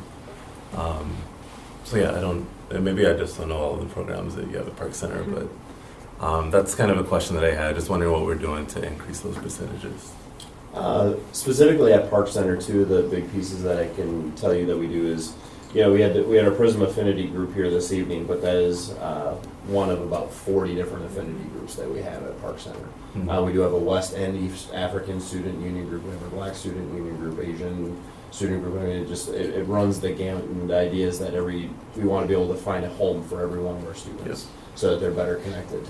Specifically to the curriculum, the three that I can rattle off the top of my head is English has done a lot of work this year about reviewing the literature that they're using, books that they're using, a lot of book clubs and choice options for students so that they're focusing in on the standards, but also really allowing the students to identify with the literature that speaks to them. Our two different curriculum adoptions that we've had with CPM and with Robin, correct me if I forget all the different ones that we had for science, but they're meant to be more real world applicable, with the staff having the opportunity to find more relevant, community relevant opportunities, and that's something that our staff has really been diving in those three different areas. Thank you. Mm-hmm. I think that's it. I'll skip the last question I had. I think one question I have just for maybe the superintendent and the board, actually. I loved getting that presentation today from some of our LGBTQ scholars. It would be nice to get some updates on some of our other cultural programming that's happening throughout the year. And it doesn't have to be as in-depth or take up as much time, but I know we don't get as many updates. From the kids? Okay. Particularly when it aligns to the work that we're doing, it's extra meeting. Really quick, on the Northview Middle School data, are you the only school that's looking at the data this way, or are other schools looking at it in this way? Well, I can't. They all Tom, do we know? Yeah. Okay, so we have these metrics and, okay, Mhm. got it. That's helpful. Prevention metrics we do, Tom has been working on them for middle school and high school. Yeah, Tom actually comes out in the fall, sits us down, and as we were meeting this year, that's where the light bulb sparked, where I just thought, we see this and we look at it and we go, oh, this is not great. And then we kind of move on with the usual way of doing, and this year I just said, you know what, we've been looking for a different, something new avenue to come at this, and that was the origin of it. Yeah, so maybe schools are getting it, but we can do more with the data to actually act, okay? Yeah, we've been trying to expand what we have in Unified Insights as well. So having, flags in there to demonstrate like routes, so bar, that's one that we'll have in there for next year. And we've just been working with program, staff to just make sure that the data is reported somewhere in Synergy, and then that means we can get it into Unified Insights. And then you have data that's updated daily, so it's really powerful. So we're just trying to use available tools as much as we can. And Unified Insight is our data collection. It's our data analytics dashboard. And then during the presentation, multiple times it was mentioned that our internal data for 24 has just been kind of gathered. Will we be able to have those relevant components updated soon so that we can look at that data for what we do have, or do we have to wait all the way? Well, I mean, that's one of the things that I think we need to look at with vision cards is when we report out, because how it has been is we're reporting out in the past year, and when and that makes it difficult, but it also makes it difficult when we change the times, and then some years we report on, so that I think that really is something that we need to look at as a team about how do we get to the most relevant, up-to-date data, and maybe it is combining the vision cards and doing it at specific times of year when that data is available. Yeah, I think we've talked quite a bit about our preference of internal data versus some of the state data as meaningful and actionable, so that would be great as you continue to look at the metrics and timing and usefulness for us to act. I just wanted to kind of expand on Tanya's questions and just really acknowledge, I really appreciate the depth of information you guys shared about what you're doing in your schools and what it really looks like in your schools. But it sounds like, and correct me if I'm wrong, everybody gets the same data, everybody has access to the same tools, but it sounds like, Alex, your team took it a step further than the other teams. Is that what I'm understanding? No. No, so all the schools do exactly what they Not did? the exact same thing, but they all take their data and then they decide on what strategies they need to provide for their students and the needs in their particular buildings. Okay. To meet the So it looks different for academic each goals. community group?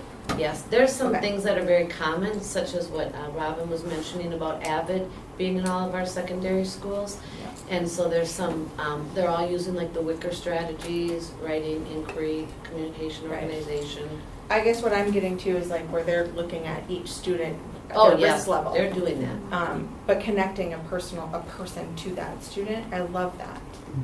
And hearing how that changed from one trimester to another. And I think that also goes to what Jackie was talking about, is how do we encourage more students when we're connecting with them individually, is how we encourage them and identifying what their external situations are that might be impacting their level of participation. Because I think when we're talking about our underserved communities, that's as much of a factor as what opportunities are, if not more, available to them. So I just think as we're trying to encourage more students and increase their success, that we really also reflect on and help encourage where we can on those external factors. And just like anecdotally, as graduation just happened, going to all these grad parties and going into people's homes and seeing how their lives are so vastly different, and what opportunities were available to those kids makes it even more like in your face which kids had better opportunities than other kids based on what their lived experiences are. So I wanted to highlight, Ryan, because I didn't talk about you at all, but I wanted to highlight that in all of this discussion, it starts with the important data of, are the kids there? Do they feel like they belong?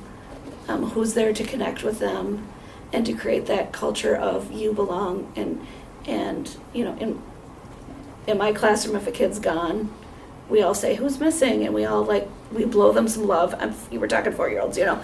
But just that, we do.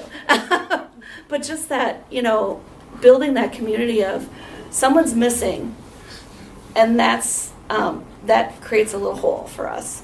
And so please come back because we have a little hole because you're missing. We're talking down and dirty street data, right? Yeah. So thank you. I just wanted to thank you. You beat me to it. I'm sorry. Okay.